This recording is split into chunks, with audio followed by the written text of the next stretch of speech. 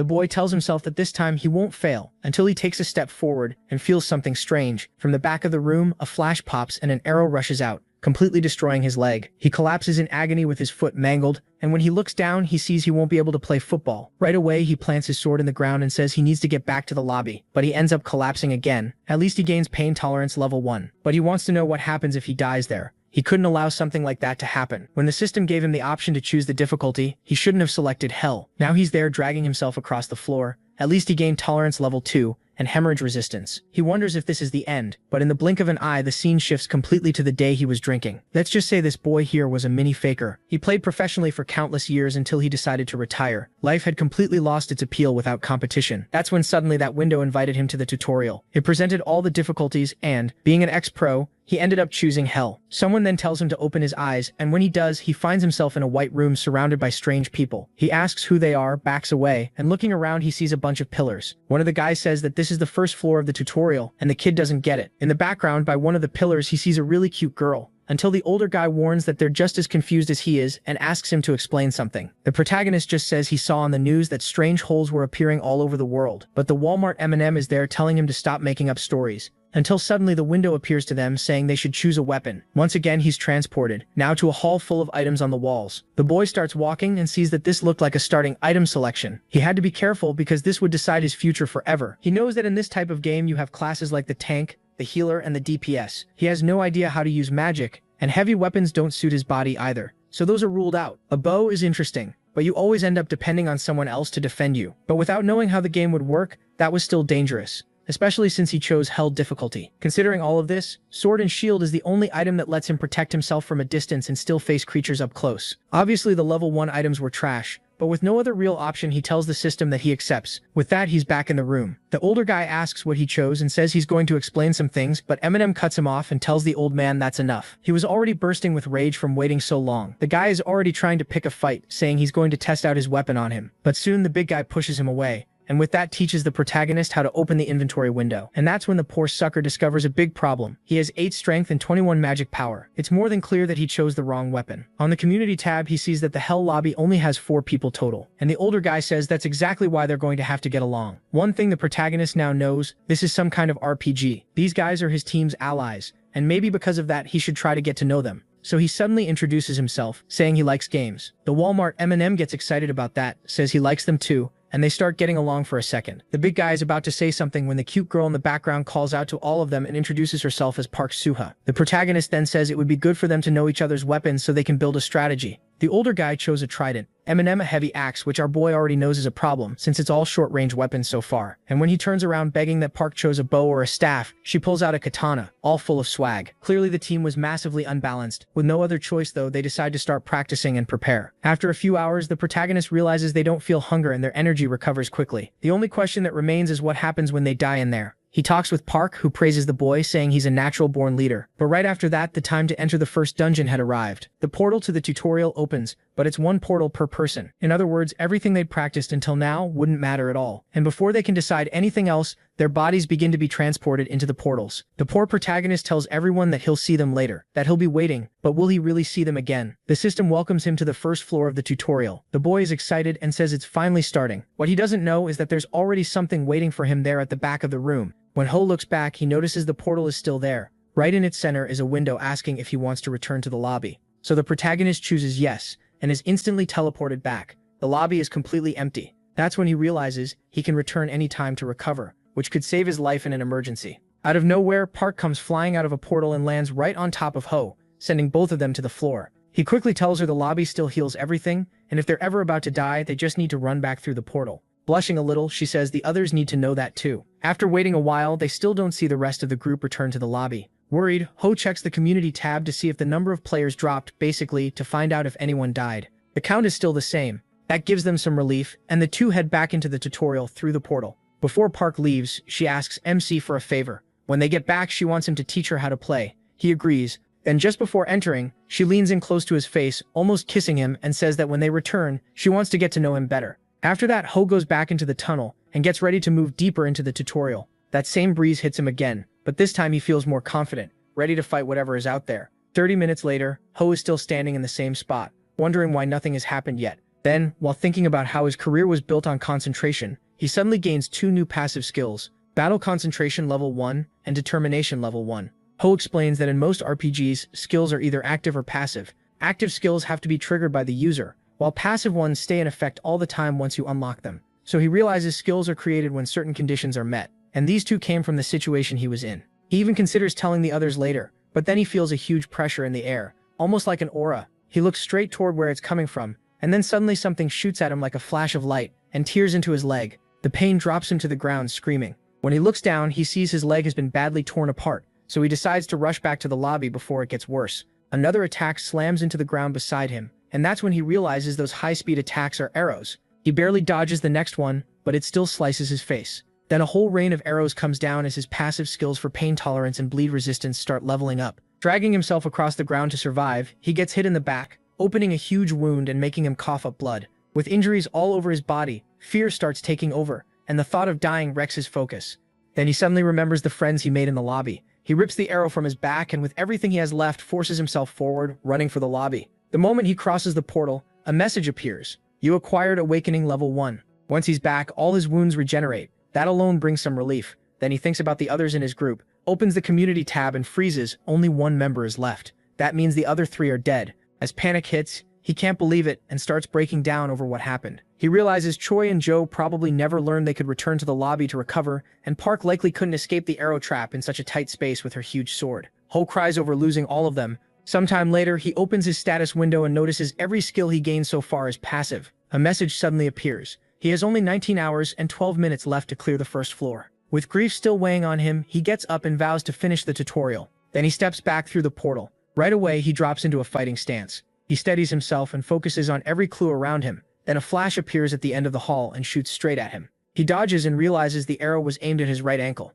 That confirms it. The first shot always targets the same spot, so the arrow trap has a clear pattern. The second shot goes for his chest, but his shield barely stops it. The third one flies right at his forehead, and he narrowly avoids it. Another attack rushes in right after that. He tries blocking again, but the impact shatters his shield. Then another arrow hits his leg, making him think about retreating to the lobby again. But one more arrow pierces his shoulder, and another slams into his chest. A shot aimed at his head barely misses as he slips away, and he collapses, almost out of strength. Just before fully going down, a level-up window appears. His wounds heal and his gear is restored. He gets no time to think. Another arrow comes at him and he knocks it aside with his sword until the attacks stop for a brief second. That opening lets him check his status window and confirm he reached level 1. Now he decides to farm more XP so he can level up again and keep getting stronger. The new plan fires him up. Then a strange message appears behind him saying the god of adventure has taken interest in him. Sometime later, as he pushes deeper into the tunnel, dodging and blocking arrow after arrow, he starts using the active skills he unlocked, which finally helps him get through the door. The moment he passes it, he finds two more traps aimed to hit anyone crossing that path. Even so, his speed and agility let him avoid them cleanly. He keeps moving, blocks more shots with his sword, and presses on with growing confidence. After clearing one phase, he checks his status and notes that he gained new skills and raised his level through all those near-death moments. He also notices a message in the status bar and wonders who this god of adventure really is. He remembers that a few days earlier, the community board revealed each floor has a 30-day limit, and everyone already knows there's a punishment for failing it. After that, he gets ready to move on to the next stage ahead, hidden in total darkness. Then all of a sudden, while he runs, arrows start firing from all sides and angles. He bats some away with his sword and blocks others with his shield, until one strikes his leg. Even after getting hit, he smiles because his pain tolerance is already level 8. To him, it barely hurts, so he keeps pushing forward until he spots the exit. An arrow hits him in the back, but he still manages to reach the way out. Badly injured, he notices something strange in the middle of the room, but because of his wounds, he blacks out before he can react. After some time, he wakes up and realizes he's inside what seems to be a fountain that healed all his injuries. Then he sees a red door ahead. It looks like the boss room. Not wasting another second, he accepts the challenge of the final stage. As soon as the door opens, the place feels like a ruin with lava all around. At the far end, he spots a crossbow-like beast aimed right at him, and it fires at once. He dodges. Worried but already thinking of a way to beat it, he rushes ahead through the rubble, guarding himself from the incoming arrows the whole time. Then, out of nowhere, two flaming arrows hit him in the back. Another shot follows and breaks his shield. He drops to his knees, taking damage from both the arrow and the flames. In that moment, he sees his fallen teammates in his mind, and that pushes him even harder. A flashback hits him. He used to live just to play video games, not out of boredom, but because he truly loved playing. It was the only thing he felt proud of, and when that was gone, he felt empty. But now things are different. He's in pain, exhausted, and heartbroken over his friends. Yet he doesn't feel empty. Before he gave up when he realized he wasn't the best anymore. This time, he refuses to make that same mistake. Surrounded by fire, he tears off his shirt to stop the flames and charges the final boss with fierce determination. He slips past every attack until he gets close enough to land the finishing blow. He's badly hurt, but happy to clear the first floor on infernal difficulty. He mourns being the only survivor, thanks his fallen teammates, and with tears in his eyes, says, "First floor cleared." Just like we saw in the last video, the protagonist defeats the first floor's final boss. That earns him a huge amount of experience along with a few other rewards. Soon after, a new portal opens beside him, and he wonders if it leads to the second floor or to another lobby. Even with those doubts and no real choice, he walks into the portal. Once he's teleported, he appears in what looks like a huge field. As he wonders where he is, he notices someone in the distance. Looking closer, he realizes that figure looks a lot like a rabbit. Then suddenly, the person turns around and introduces herself in a cute voice. Her name is Kiri. Completely confused, he introduces himself too, while wondering if she's an enemy, a player, or an NPC. After that, she keeps repeating his name over and over, almost like she's singing it. Then she turns and says she's the one in charge of taking care of him, calling herself the manager of infernal difficulty. She adds that every difficulty has its own manager. She also says he can talk to her whenever he clears another floor. Then she congratulates him for beating the first floor, and tells him he can now use new windows, like the shop and auction. She explains that the auction window only works in lobbies or residential areas. Then she says he can use the shop right now, and asks if he wants to try it. He opens the shop window and is shocked by how many items and pieces of gear are available. Now he starts thinking about what to buy. Out of nowhere, the rabbit girl gets way too familiar with him and starts butting in about what does or doesn't suit him. Time passes, and now he's dressed in the outfit he picked for himself. Meanwhile, the rabbit girl stares at him like she's thinking, "What is this mess? Seriously, what a disaster." Then he asks Kiri what happens if someone fails to clear the first floor within 30 days. She says they get sent back to the lobby, and all the food and water in their inventory disappears. That's why earning points to buy supplies from the shop is so important. She also explains that the lobby has a 24-hour stay limit. After that, you're forced to leave it. He asks what happens when you're kicked out of the lobby, and she says she can't tell him. Kiri explains that her job is to guide the people who arrive there, but there's a limit to what she's allowed to say. Naturally, he complains, pointing out that she was just telling him what items to buy. She quickly shoots back that she was only explaining the items, and that part is allowed. Then she says she can answer just one more question, but asks him not to ask anything yet because she has something important to tell him.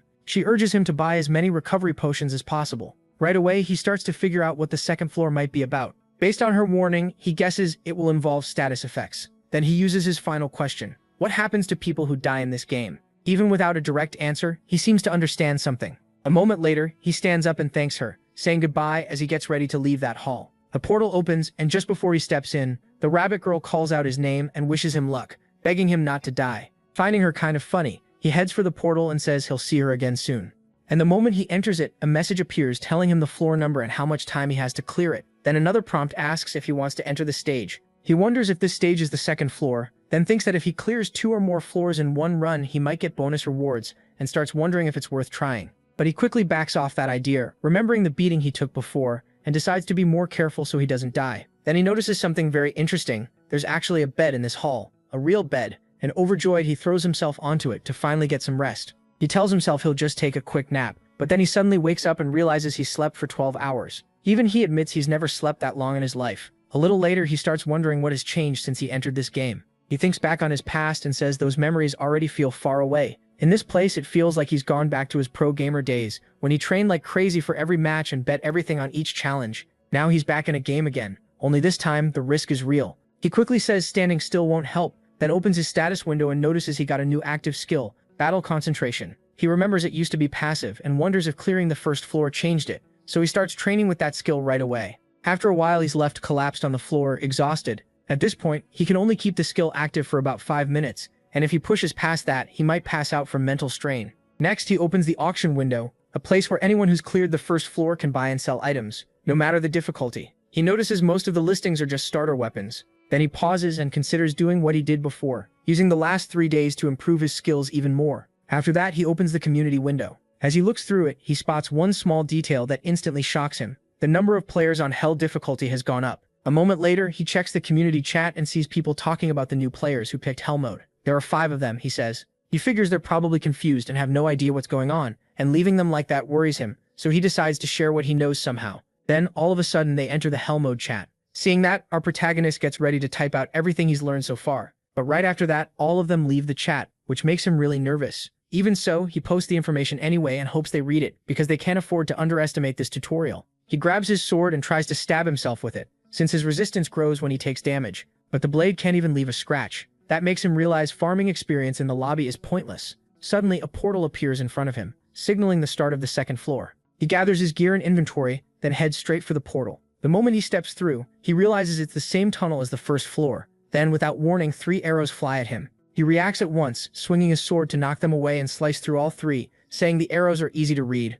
He moves deeper into the tunnel until he starts hearing a different sound. Then another projectile shoots at him, much faster than before, catching him off guard and forcing him to raise his shield to block, but the impact shatters it. Another projectile hits his leg, and he realizes they're poison needles. A second later, dizziness kicks in, and his vision starts to blur. Feeling sick, he covers his mouth, then opens his inventory and pulls out an antidote potion. For a moment, he stops to think about trying something risky, taking more hits until he gets close to the limit. Then he explains that he has a special ability only he can use, an instinct that tells him how close he is to death. It measures that danger like crossing the river Styx. In other words, if he reaches the other side, he's dead for real. Still, he checks his current condition and sees he's only barely stepped into the river, so he puts the antidote away for later. He pulls a strap from his inventory and ties up his poison leg to slow the venom from spreading too fast. Then a window appears saying he learned poison resistance level 1. He gets back up and notices there are a few poison needles on the ground, so he picks them up in case they help later. But suddenly the poison hits him much harder, and he decides to retreat to the lobby portal.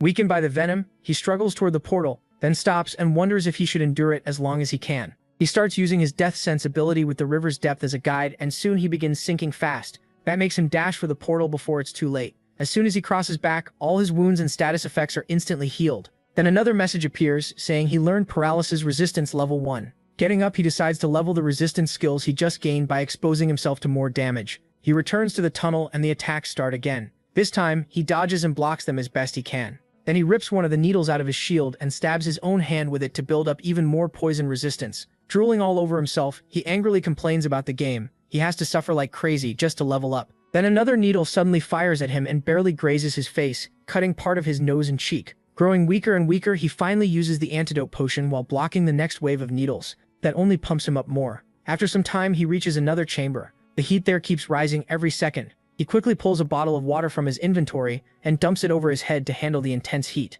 Right after that, 3 more shots come at him, but his shield stops them. Then he gains heat resistance level 1. He keeps moving through the chamber and takes out a freezing potion from his inventory, which gives him a blue aura and dulls the heat a little. Even so, he says it barely helped. Then a wave of heat crashes over him, forcing him to use a vitality potion. He reaches burn resistance level 2 and wonders if his skin is already burning. That moment of distraction gets him hit by several needles. He would have died right there if not for leveling up. Basically, every time he levels up, all his stats and equipment get restored. So he gets back on his feet and pushes toward the chamber's exit. A barrage of shots rushes at him, so he chooses to use his skill, Blessing of the Wind Spirit, activate. With all his stats boosted, he slips past every needle with incredible speed. Then out of nowhere, he trips over himself and slams face first into the ground, hitting his head against the wall near the exit. Bleeding. He groans about the pain and realizes he'll have to use his last option to heal. He's honestly scared he might die from something this dumb. A simple fall that left him with a head injury. The thought is humiliating. Then a message suddenly appears in his status bar. The god of adventure feels sorry for you. He instantly feels humiliated, thinking that this so-called god just watched him wipe out like an idiot. Then he's shocked to see a new skill appear in his status. Natural regeneration level 1. After that, he looks toward the next chamber and suspects it's freezing cold from the chill he can already feel. So he decides to head back to the lobby and prepare better. Second attempt, day 19, 6:30 in the morning. While eating, our protagonist thinks about how the chat has both good people and bad ones, just like the real world. And in his view, the bad ones usually outnumber the good. He says that because the chat is full of fake and harmful information. Then he spots a very interesting message from another player. It says that if they clear 100 floors, they'll earn the right to return to the real world. He says those words could give a lot of players hope, especially since nobody explained the real conditions for clearing the tutorial. Even so, just imagining 100 floors gives him chills. Still, he says he'll find out whether that information is true, as he keeps progressing. Sometime later, we find him getting ready for the ice chamber. He's wearing handmade gear while powerful blasts of freezing wind hit him. Even then, he doesn't flinch and activates battle concentration. He senses an incoming attack and ducks to avoid it. He pushes through the tunnel until, at one point, he finds what looks like a well very similar to the healing well from the first floor. That tells him the final boss room is just ahead. He studies the boss gate, then removes his cloak and gets ready to enter the last chamber. As soon as he steps inside, he's surprised by how huge the room is. Then all of a sudden, a window appears asking if he'd like to return to the lobby. That catches him off guard, especially because it shows up right now. So guys, just like where we left off last episode, our protagonist is standing in the second floor's boss room and seems uneasy because a return portal to the lobby is right in front of him. Then suddenly, another window appears with the clear condition: stay in that room for 3 hours, and the countdown starts in 30 seconds. He's surprised by how easy the clear condition sounds compared to all the traps he already got through. Even so, he keeps eyeing the return portal and says he already collected everything he could from this floor, so there's no reason to go back. He chooses no. Right after that, a new message says the test is starting. He braces himself. Then another window pops up. It tells him to endure the most painful experiences of his life. At first, he doesn't get it. Then he's suddenly dragged somewhere else. It looks like he's being forced to relive his past, like time rewound. But as illusions, he's back on the first floor. At the exact moment his body was filled with arrows, and he nearly died. He quickly figures out how this room works. All he has to do is survive every illusion the game throws at him for 3 hours. Soon he's dropped into another illusion that looks like his old school. It's from his student days. This memory takes him to the moment when he confessed to the girl he liked most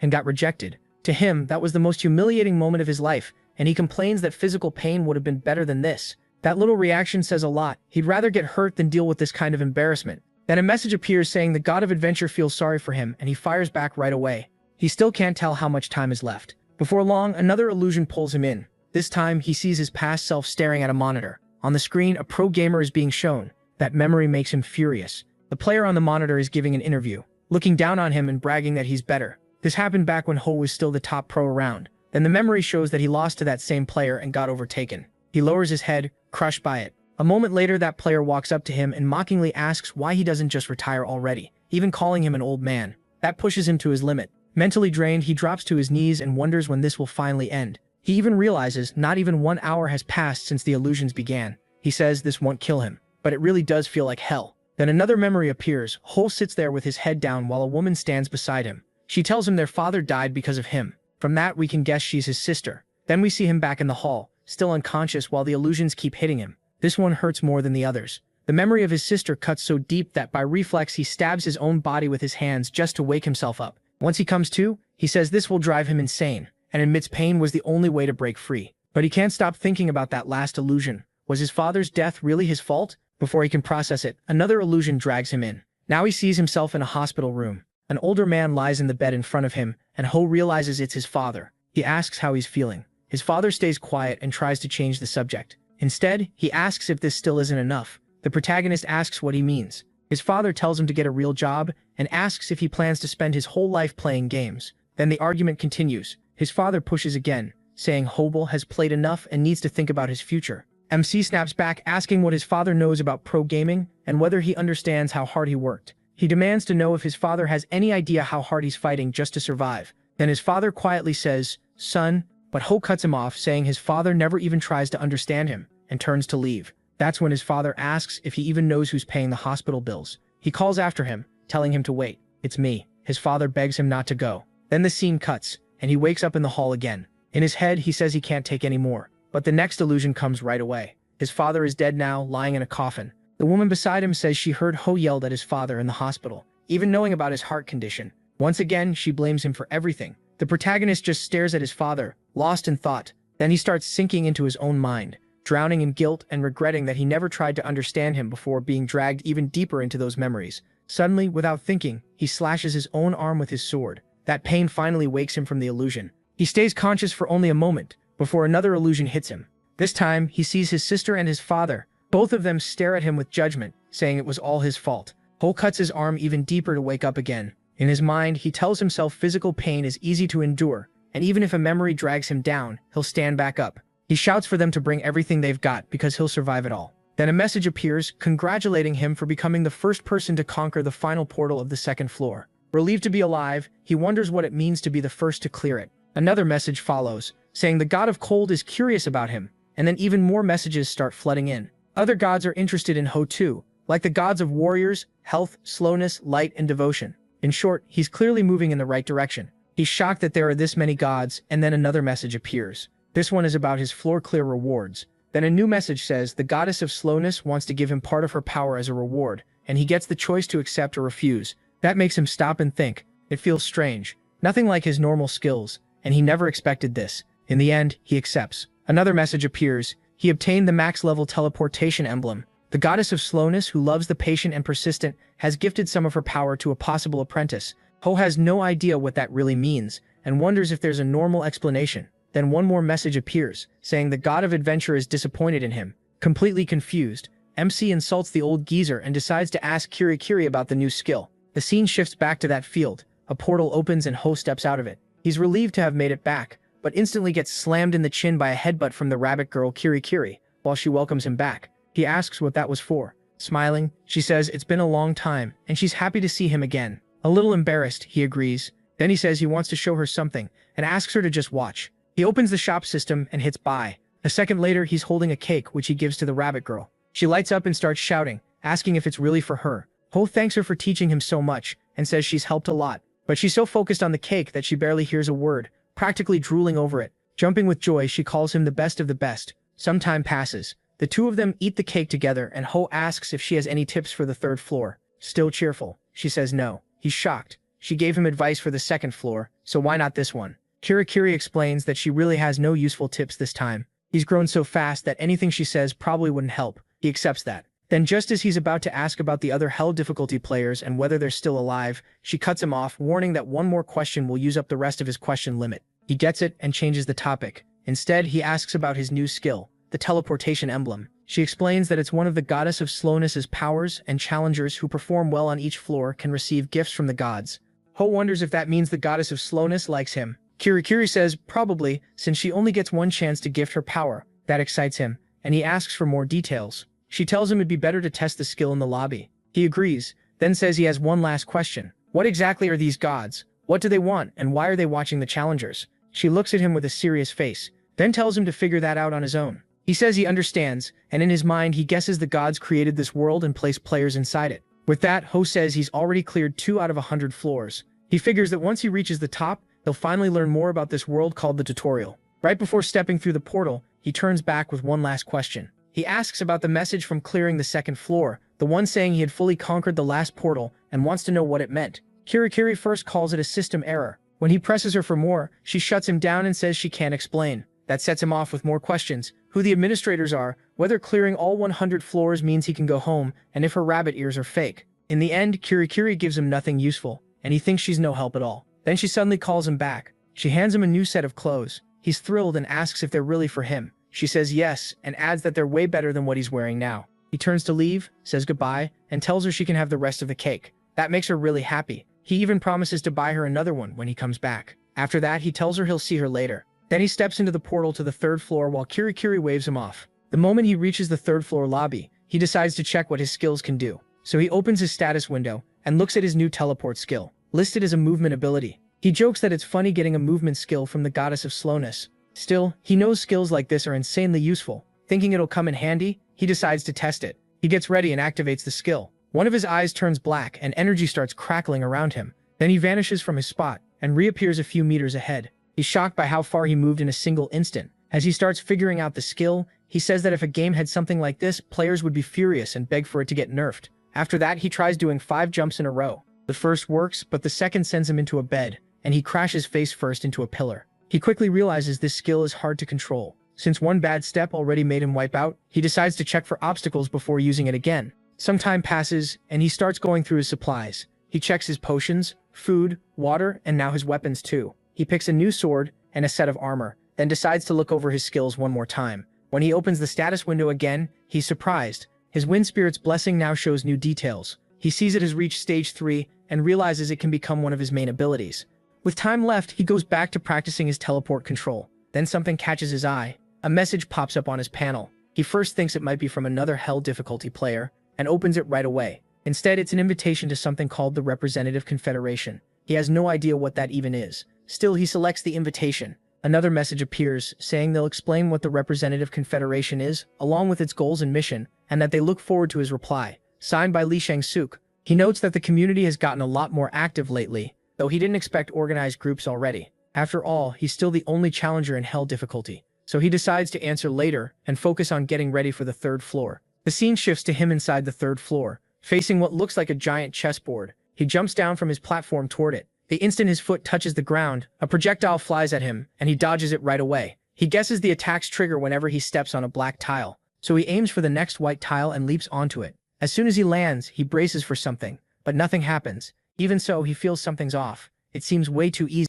to test things further. He activates the skill that boosts his speed and agility, just to see if he can use it whenever he wants. Once it kicks in, he rushes across the white tiles. He looks pretty fired up when he spots the end of the stage and keeps moving. But on his next jump to a white tile, the second his foot hits the ground, arrows fire at him from every direction. Thanks to his fast reflexes, he uses teleport and slips past all of them, clearing the stage. He thinks it's cruel that the tutorial made him believe every white tile was safe, only to spring that trap at the very end. Still, he pushes on to the next area. He arrives at the regeneration fountain, the room before the boss hall where challengers can fully heal. Since he wasn't hurt, he heads straight for the boss gate. He gets ready and opens it, wanting to finish this quickly. The moment it opens, a bright light hits his face. Beyond it is a space filled with floating rock platforms. He says he's ready and calls out whatever's waiting to come fight him. Then the room's goal is revealed. To clear it, he has to reach the target. Floating platforms hang in the air, but they fall after a while, so he has to use them fast. Worse, the path is packed with traps. He immediately calls the whole room insane and says they're seriously trying to kill him now.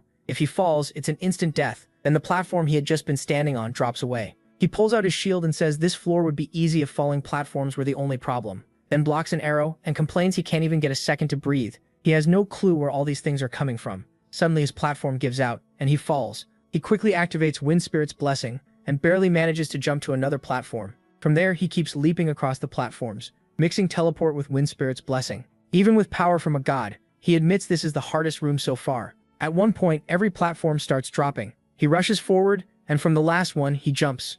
While still in midair, he uses his teleport skill to try to reach the final platform. He barely makes it and grabs on. Right after that, the message appears announcing Midi Sano has cleared the 3rd floor. He says he nearly died this time and grumbles that whoever designed this floor clearly wanted everyone dead. When he gets back up, he notices he's received rewards. He also sees that the god of adventure wants to share his power with him too. That annoys him since the god kept pestering him every day and only now decides to offer something. Even so, after thinking it over and remembering teleport basically saved his life, he accepts the gift.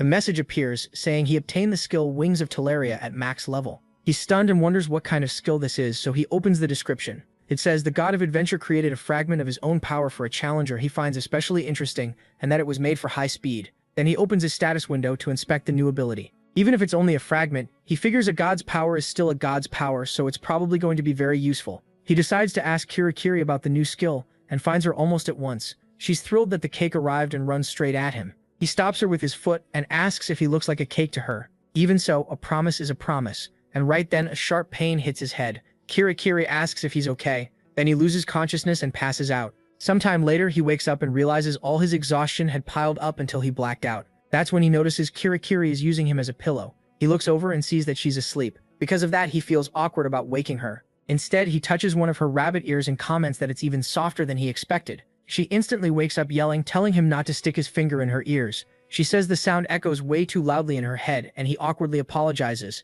Then the scene cuts to the two of them eating what looks like pudding. He tells her the 3rd floor felt really weird because the difficulty suddenly shot up. He truly thought he was done for this time. Kirikiri says that happened because he cleared the floor in a very strange way. He asks what she means by that. She explains that the 3rd floor's boss room has a lower route, and that was the real path he was supposed to take. She adds that the gods probably never expected a challenger to clear it without falling. Hearing that, he thinks he can't wait to find out who made this messed up world, because he wants to beat them up. Some time passes. Kirikiri squishes her pudding while he checks the community again, but he says there's still nothing truly helpful there. The community talk is a mess. One guy acts like some smooth ladies man, then suddenly turns into a total simp. Something catches his eye. A group is talking about the representative confederation, and he learns other people got that invite too. He pauses to think, then wonders if that confederation only exists in the lobby. He also starts questioning what they really want. After entering the tutorial and clearing the first try, the free food and water are gone. From then on, challengers have to spend their own points. And once the 24-hour lobby limit ends, everyone gets kicked out. That leaves him wondering how those people keep staying there. He can't figure out how they maintain a group like that. The whole thing feels strange. For a second, he considers asking Kirikiri about it. Then he drops the idea. He won't waste his limited questions, and he can't meet people from other difficulty levels anyway, so he couldn't interfere with anything. In the end, he decides to focus on himself. Right after that, he asks Kirikiri what items he should bring to the 4th floor and wants some advice. She agrees and recommends rope, hooks, and a telescope. As far as she knows, that's all he needs. Then he asks her about the Wings of Teleria. She looks shocked that he got another divine power and says he's amazing. Kirikiri explains that the skill summons Telaria's wings on the user's back. They let him glide, and the wings also have very strong magic defense. Then we cut to Kirikiri, watching him in the air as he tests the new skill. A second later, he pulls off the classic superhero landing. He thinks the skill is awesome and completely broken, while praising the god of adventure like crazy. Kirikiri reminds him, the wings only let him glide. They don't mean he can actually fly. He says that's already more than enough. What matters is how he uses it. If he combines it with his movement skill for a huge jump, he can glide much farther. Best of all, he thinks the wings look great on him, and he's clearly feeling himself. Then Kirikiri says that since he brought her such a tasty cake, she'll tell him something really important, a little bonus. She reaches out her arm and suddenly a portal opens. He stares at it confused, wondering if it's already time since it showed up too early. Kirikiri tells him the day of the great conference is coming soon. He asks what that is. She says he'll learn the true meaning of this world, and until then, he needs to do whatever it takes to survive. Then she shoves him toward the portal. He yells her name and tells her to wait. A moment later, he appears in the 4th floor lobby. He's still trying to figure out what she meant. Then the scene cuts to what looks like another lobby, packed with people. A man is casually playing with a knife, while another hangs from a pillar with a target drawn on his chest, begging for mercy. The man with the knife throws it at the target, and it sinks into the other man's shoulder. As the victim screams, the thrower laughs and says this place is useful, since wounds heal almost instantly. We're then introduced to him as Lee Chang-suk, the head of the Representative Confederation. In the next scene, the protagonist gets ready for the 4th floor. He focuses on training with the god's powers. It takes a lot of practice before he feels comfortable using both of them freely. Then the 4th floor message appears, asking if he wants to enter the stage. He decides to begin. When he enters, the floor feels similar to the earlier ones, especially the first and second, just bigger and more open. He hears a loud crash echoing through the dark tunnel. In his head, he wonders if something real is finally showing up, something that isn't just another trap. That thought vanishes fast because right in front of him is a monster. It lets out a huge roar as he gets ready, realizing this is the first real monster he'll fight. And the game didn't hold back, it sent something huge and powerful. The monster swings its axe and he barely dodges. He immediately wonders how he's supposed to beat this thing. He complains that Kirikiri never warned him about needing different weapons, then figures he must be able to win with what he already has. He steadies himself and activates battle concentration. The monster charges him and attacks again, but he slips past it. In the next instant, he tries to counter using low guard, and just as his blade is about to land, he gets hit instead. The blow sends him flying. It hits so hard that he spits out a mouthful of blood. The monster is way faster than he expected. Then it rushes him again and moves in for the finishing blow. He raises his shield to block, but something feels off. The monster fakes with the axe, then smashes his shield with a brutal punch instead. The shield shatters instantly, leaving him with no way to stop the next attack. The axe. The monster leaps in to finish him, and right before the axe can hit, it gets kicked in the face out of nowhere as the protagonist jumps over it. After landing, he asks if the monster didn't see that one coming. He adds that it's his first time using the skill like this. With teleportation active, he says he's only used it to dodge until now. Only now does he realize it works for attacking too. The monster rushes him again in a rage, but he stays calm and decides to end it. First, he uses the Wind Spirit's blessing and lands a slash. As the monster turns, he's already on it again with teleportation, and in one instant he attacks hard enough to cut off its head. That victory leaves him thrilled. Sometime later, he's fighting another monster, or more like completely crushing them, including the one he just dropped. That makes 26. Then he wonders if he should take the next one on with just his fists, like he's starting to get a little too confident. He opens his status window and sees that his combat skills have improved a bit. Then thanks the goblins, he says this attempt should be over soon. The scene cuts back to the lobby. He's checking on his second attempt, which is almost over. Soon after, the third attempt begins. He quickly checks whether any new people joined his difficulty.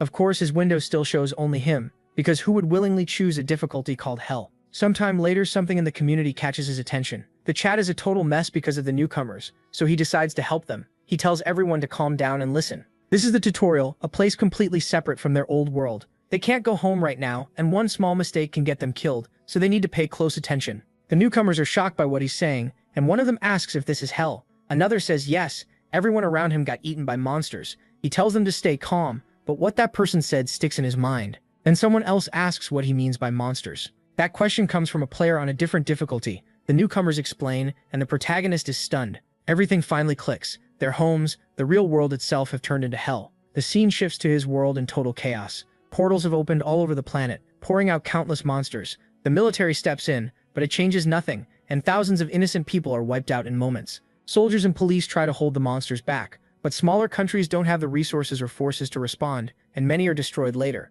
Worse, the number of monsters never drops, and the military can't stop them all. 2 weeks after the portals first appeared, the death toll is already nearing 90 million. The number is insane. We cut back to the protagonist, horrified as he realizes his world may be reaching its end, and then he suddenly thinks of his sister and his mother. He tries talking to the newcomers again, but the chat is moving too fast with too many messages. He asks himself if this is really true, and fears for his mother and sister's lives. In full panic, he says he needs more information. Then he spots a message from a player asking if maybe they can still save them. Right away, the protagonist seems to realize something. He tells himself he can fight the monsters, and by the time he clears the final floor, he'll be far stronger. He says he was trapped in this world for no reason. No one explained the goal, the rules, or how to get out. Still, one thing is clear, the tutorial made him stronger. In other words, he says he'll have to save the world. About a month has passed in the real world since the portals appeared, and today is also the day of his third attempt in the tutorial. He says he finally understands this world's true purpose. After some time, our protagonist explains that everything changed the day the new players arrived in the tutorial and told everyone what was happening in the real world.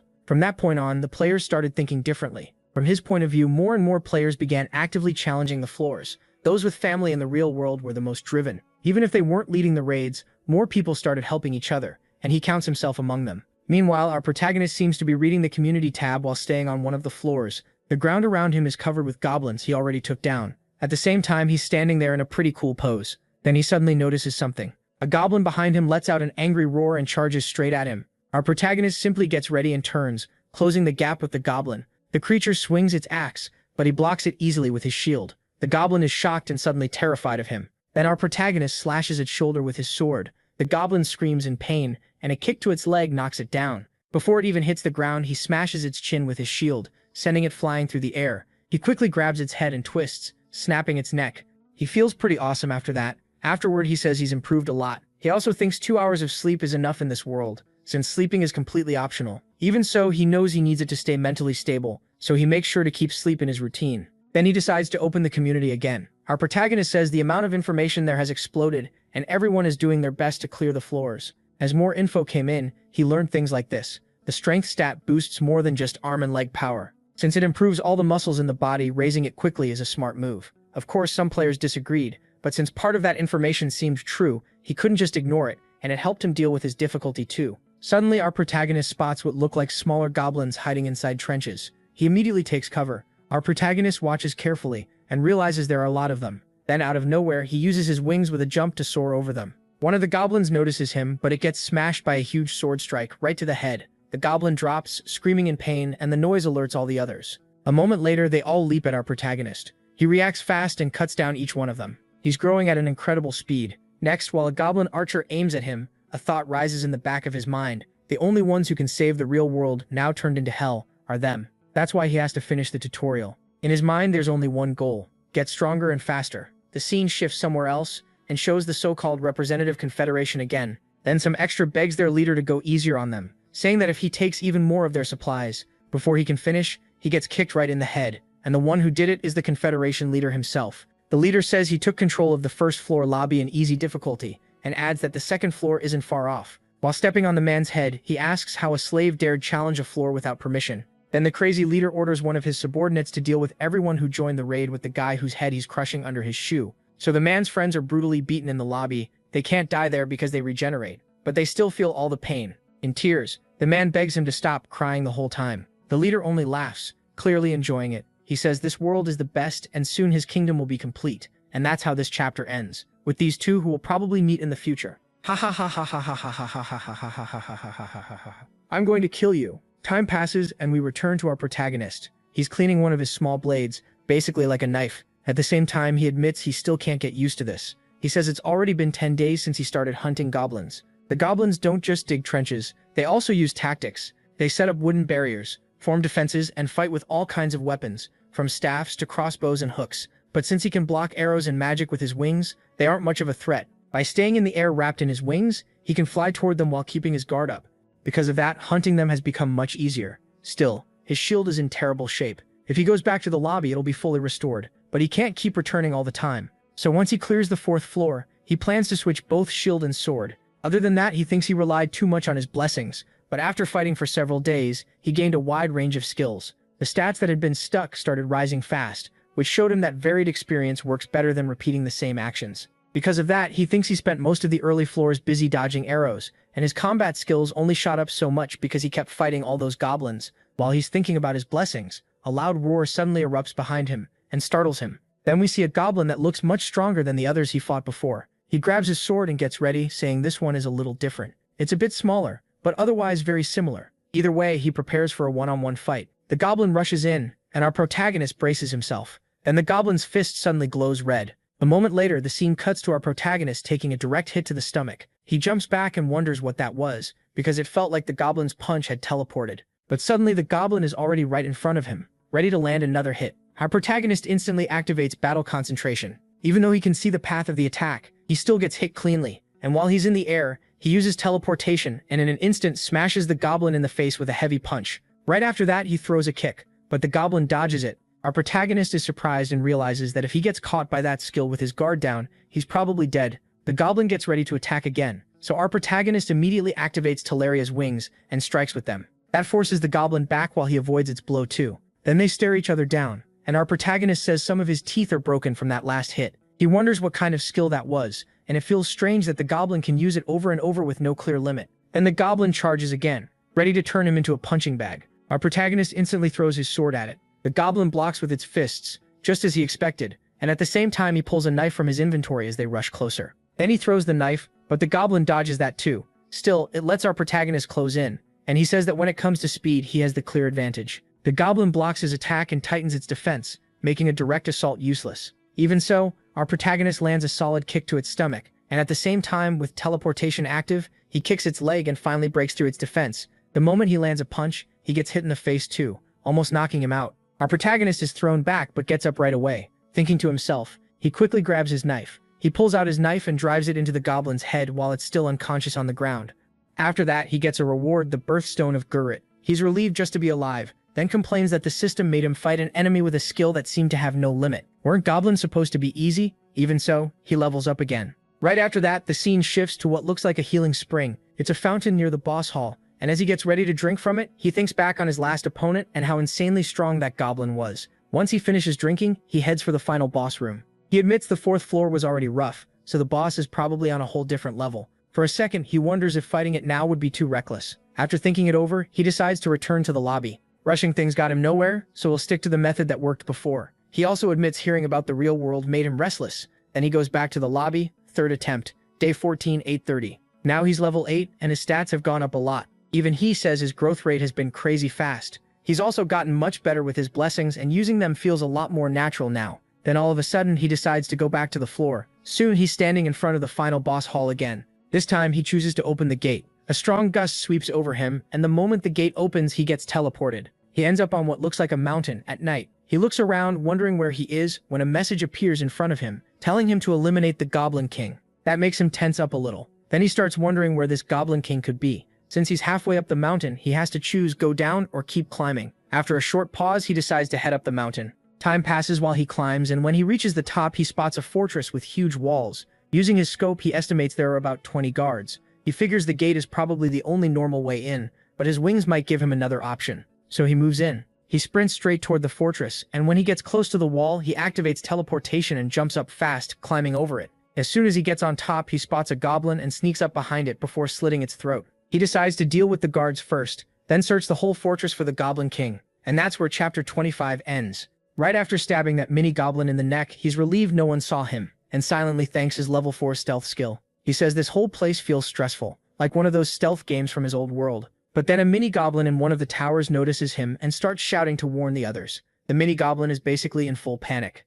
He just gives an excited look and figures stealth was probably optional anyway, so he activates Talaria's wings and says today they're all getting buried. No one here is getting away. The scene cuts to morning, and by then every goblin in that fortress has been wiped out by him. Now he just stands there taking in the view. As he looks out, he thinks this world might not be some fake space made with magic or programming after all. It could actually be another planet somewhere in the universe. The place feels that real to him, and he admits living in a world like this might not be so bad. Then he gets up and forces himself to focus. He counts about 32 goblins living in this fortress. They weren't as strong as the goblin instructors from the 4th floor, and there were fewer than he expected. That's why taking this place wasn't too hard. The problem is, he still didn't find the Goblin King. Looking toward a distant city, he figures that's where the king probably is. The city is massive, surrounded by mountains on every side. At its center stands a huge castle, which is likely where the Goblin King is staying. While studying it through his scope, he notices the buildings aren't just stone, they're well maintained too. He's impressed, because this doesn't look like some small tribe, it looks like a real city. That makes him question whether these creatures are really goblins at all. In his mind, goblins should be wild and primitive, yet hundreds or even thousands could be living there. The scale of it is huge. He figures it would take about a full day to reach the city, and that's not all. There are forts on the surrounding mountain peaks. one at each of the 4 cardinal directions. Judging by the city's size, there could be at least 100,000 soldiers there. If they surround him, he has no chance. So fighting outside the city is out of the question. That leaves only 3 possible battlegrounds: the central castle or one of these forts. Then something catches his eye. He quickly checks it through his scope. What he sees is a small cavalry unit of mini-goblins, around 20 to 30 of them, heading straight for the fortress he's in. He immediately says that works even better for him, because he'll fight them right here. Showtime. As he climbs down from the wall, he thinks the goblins won't open this fortress gate easily. And if things go bad, he can quickly escape into the mountains and hit another fort. His plan is to slowly cut down their numbers by taking all 4 forts. Once the goblins abandon them, he'll slip into the city, keep picking them off from the shadows, then infiltrate the castle and kill the Goblin King. Third attempt, day 17, 9:20 at night. A goblin screams in pain, and he snaps, "What are you yelling for? Shut up." As he jumps onto one of the towers, he explains that during these fights, he noticed the goblins were communicating with each other. The front line shouted warnings, and some of the riders split from the group to race back to the city. He still can't understand their language, but he can tell their leader did everything he could to keep him busy. The goblin held out until his final moment just to give the others enough time to reach the city and warn everyone about him. Even he starts to respect that. These goblins don't seem mindless at all. They almost look like they're just trying to protect their home while he tears through them. Maybe they're fighting for their families. In his mind, that leader was still the enemy, but it was a smart move. Then he uses his wings to glide after the riders who escaped to warn the city, and he goes after them without hesitation. No mercy now, they're done for. He closes in and cuts one down with his sword right away. The last 2 goblins instantly realize how bad this is. He explains that the goblins first sent 20 soldiers, then 30, then 50. Once that number passed 100, he left and attacked a different fort in another direction, and he took that fortress too. While cutting down the fleeing goblins, he explains that Talaria's wings let him travel between forts in under 3 hours. Meanwhile, the troops sent to retake them need a full day to chase him, because they have to pass through the city first. In other words, they can't compete with his mobility at all. That speed gives him a huge edge. The goblins stay stubborn, and keep sending troops about 200 to each fort. By now, he's already destroyed 1 full company at one of them. That means he's crushed around 200 goblins there alone. At this point, he's completely controlling the pace of the fight. Even he says they must have thought 200 soldiers would be enough to kill him. But inside a fortress, he can handle 200 of them easily now, especially after leveling up 2 more times. He can barely believe how much stronger he's gotten just from killing goblins and taking fort after fort over the course of a single week. The scene then cuts to a group of goblins, and right after that, the Goblin King appears on his throne. At the same time, our protagonist is watching through his scope, tracking what looks like a force of around 800 goblins. Their numbers are seriously starting to pile up. Either those guys have a goblin factory in their city, or they've been having kids like crazy. Ho says this force is huge. He figures the main city can't have many soldiers left after sending so many after him. He says that after a week of non-stop attacks, the goblins were clearly wearing down. Their cavalry had dropped hard, and most foot soldiers looked like rushed civilians with no real training. Out of every 5, maybe 1 actually knew how to fight. So in his view, they're throwing in every last soldier they have. That means it's almost time to head for the castle and wreck those empty houses on the way. He's still thinking these goblins are like NPCs that just respawn out of nowhere. Then a window pops up beside him saying the god of duels is disappointed by Ho's unfair methods. The protagonist shoots back, asking what he was supposed to do, charge the whole city head on and die? Another message appears. This time, the god of chaos says he approves of what MC did. Finally, a god who likes my work. Still, that feels a little creepy since it sounds like an evil god. Either way, it's time to hit the city. With that, Hode heads toward the great city. Some time passes. Soon he is already gliding above the city. He lands on a house and feels satisfied. His infiltration worked. Now he has to decide what to do next. Attack out of nowhere, then fly off when the guards show up, or start fires in different parts of the city. He thinks that might work better, because if the whole place starts burning, no one would be able to put it all out alone. He's really considering setting the entire city on fire just to draw them out. That's cold. Still, Ho says he only needs a distraction to throw the goblins into chaos. Even if the troops outside come back, he can always run or hide inside the city. While he works through a plan, something catches his eye. He notices a goblin child with its mother, both of them smiling. Nearby, others are playing too. Then a thought hits him hard. As bits of goblin daily life unfold, drifts deeper into his thoughts because these goblins are just living normal lives in this city. They eat, laugh, and love. He starts wondering if this really is just an illusion. Did the system truly create this world only for a player? The idea shakes him, because if this place is real somewhere in the universe, then to these people he's the monster. A terrifying monster that showed up one day and started killing everyone.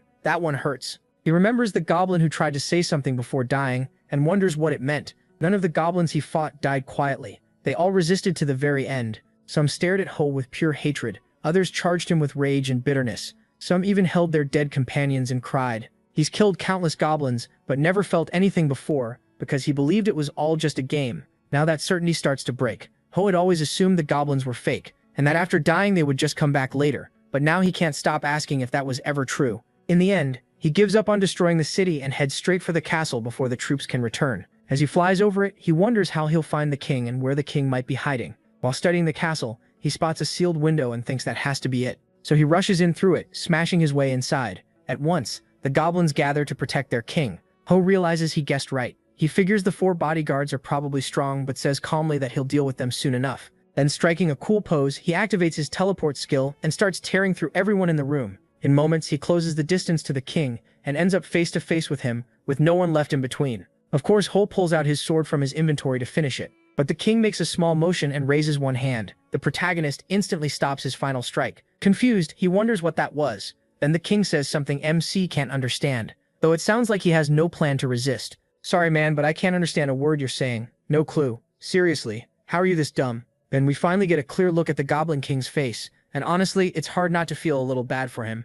Ho says that if the king won't fight back, then he'll make it quick and painless, and that's the end of him. He feels pretty great about it. But right after stabbing the king, he notices goblin children hiding nearby. They come out of hiding as Ho tries to make it clear he never meant to kill them. Then we get a look at their faces. Even without knowing their language, the protagonist can tell exactly what they're thinking. Right after that, the message appears announcing the completion of the tutorial's 4th floor. More windows follow, some list his rewards, while others say the gods want to give him a special skill instead of an extra reward. So the gods hold a vote on whether Ho should receive that special ability. The result is 12 in favor and 7 against. And with that, MC receives the skill Knowledge Before the Age of Babel, level 5. Nice reference, this story is really bringing in the Tower of Babel. He wonders what the skill does and what its effect is. Then suddenly, he starts understanding what those kids are saying. You monster. God will punish you for this. So that's it. Ho tries to explain that this wasn't his choice. The tutorial ordered him to kill them all. He says he was forced into it, and is only trying to find a way out of this place. Even so, he can feel the goblins' hatred toward him.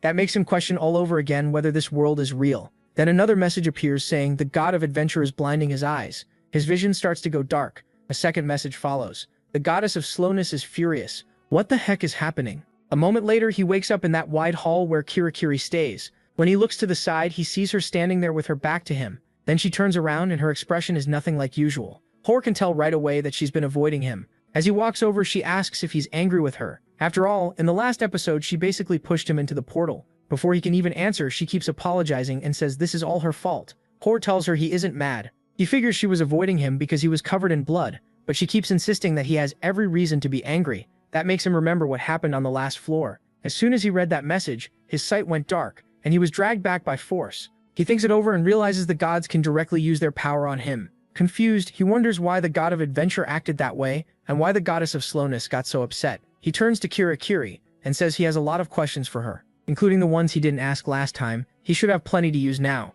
So he starts by asking about the gods and tells her to explain as much as possible, especially anything connected to him. She pauses for a moment, then says the gods are interested in him because they want to see if he qualifies to become one of their apostles. That's a big deal. Ho is even more puzzled. Kirakiri goes on to say that getting a god's attention is already hard, and becoming an apostle is even harder because it requires meeting some unknown condition. Pointing at him, she says he's an unheard of case, and that one day he'll have to make a choice.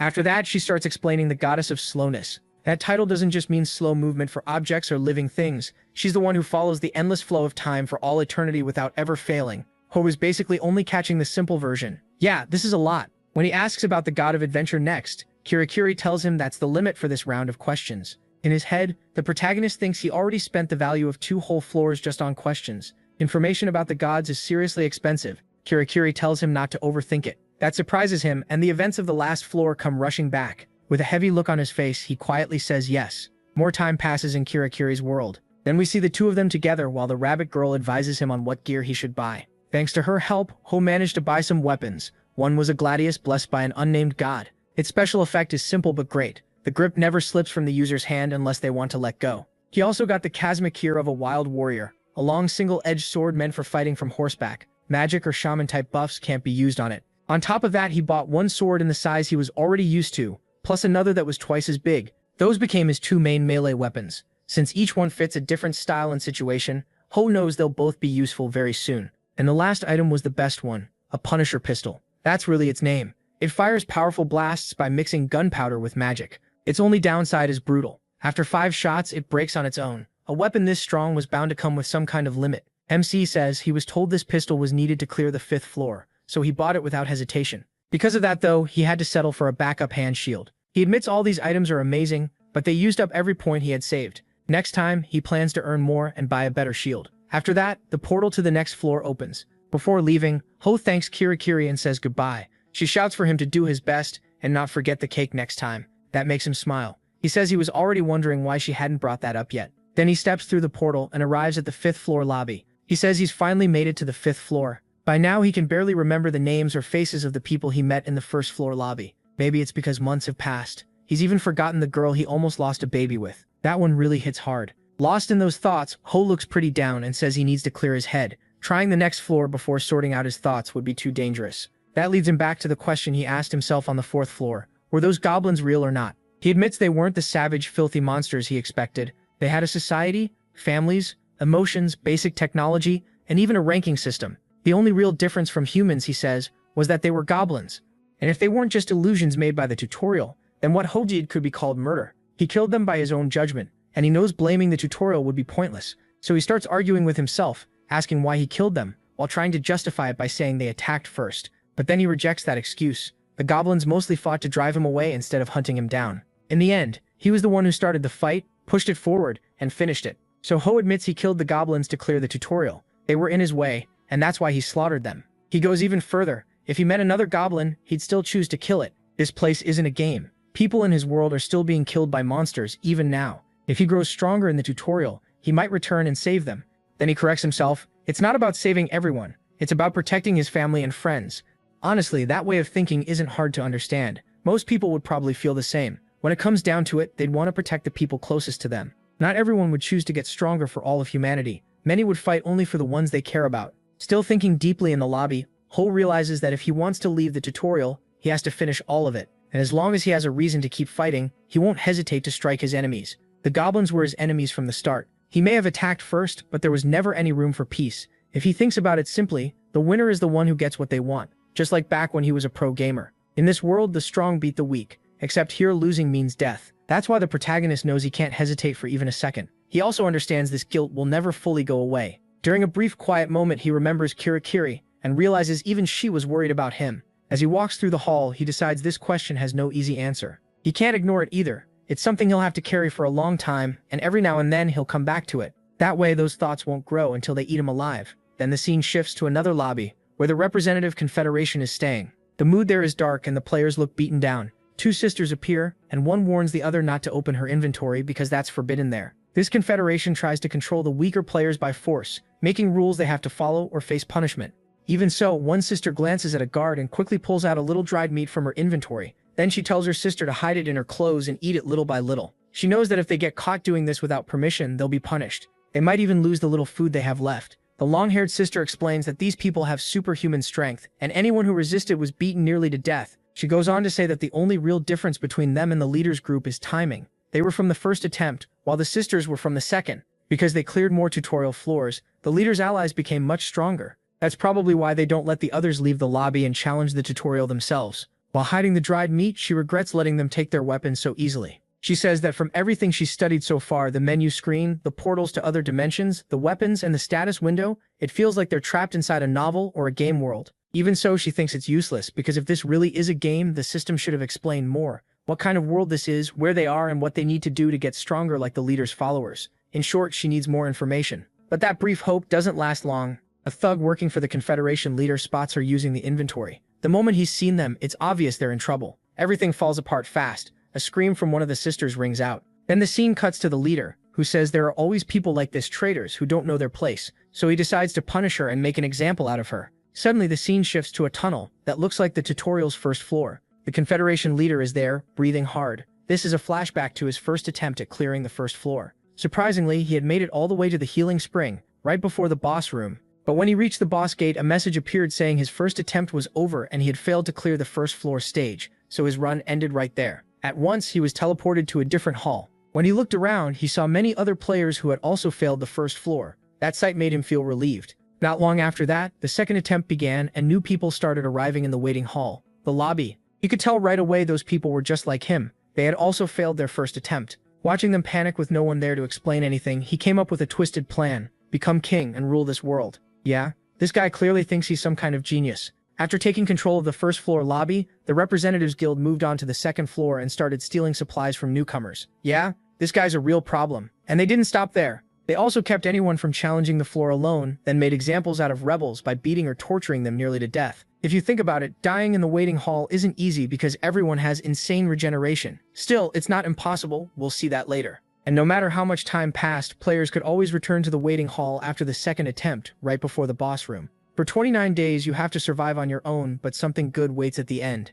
And that reward was this lovely slave king. Just look at his face. That's how he turned the weak and scared people, the ones who didn't dare keep going in the tutorial, into his slaves. And now, finally, that backstory recap for this crazy leader of the Confederation is over. Thank God. I'll be honest, that part dragged a little. Maybe it's because I'm used to the main character throwing hands instead of sitting through all this talk. Seriously, that was a lot of dialogue. Anyway, let's get back to the story. Speaking of him, the scene cuts to our main character, thinking about how fast he leveled up on the last floor. His stats improved a lot too, but his resistances and tolerances stayed the same. Makes sense. He barely got hit on that floor. Not even once. And he still says it might have been better to fail on purpose a few times so he could raise his pain tolerance even more. That's why I call this guy a total masochist. Best or not, this dude is out of his mind. While checking his open status screen, he remembers getting a message from the goddess of slowness, saying she was furious with him. But this new message doesn't sound anything like the last one. Now he starts wondering if she's even mad at him anymore. Then another message pops up, and he opens it right away. It was sent by someone whose name is hard enough that I'm just calling him Kim.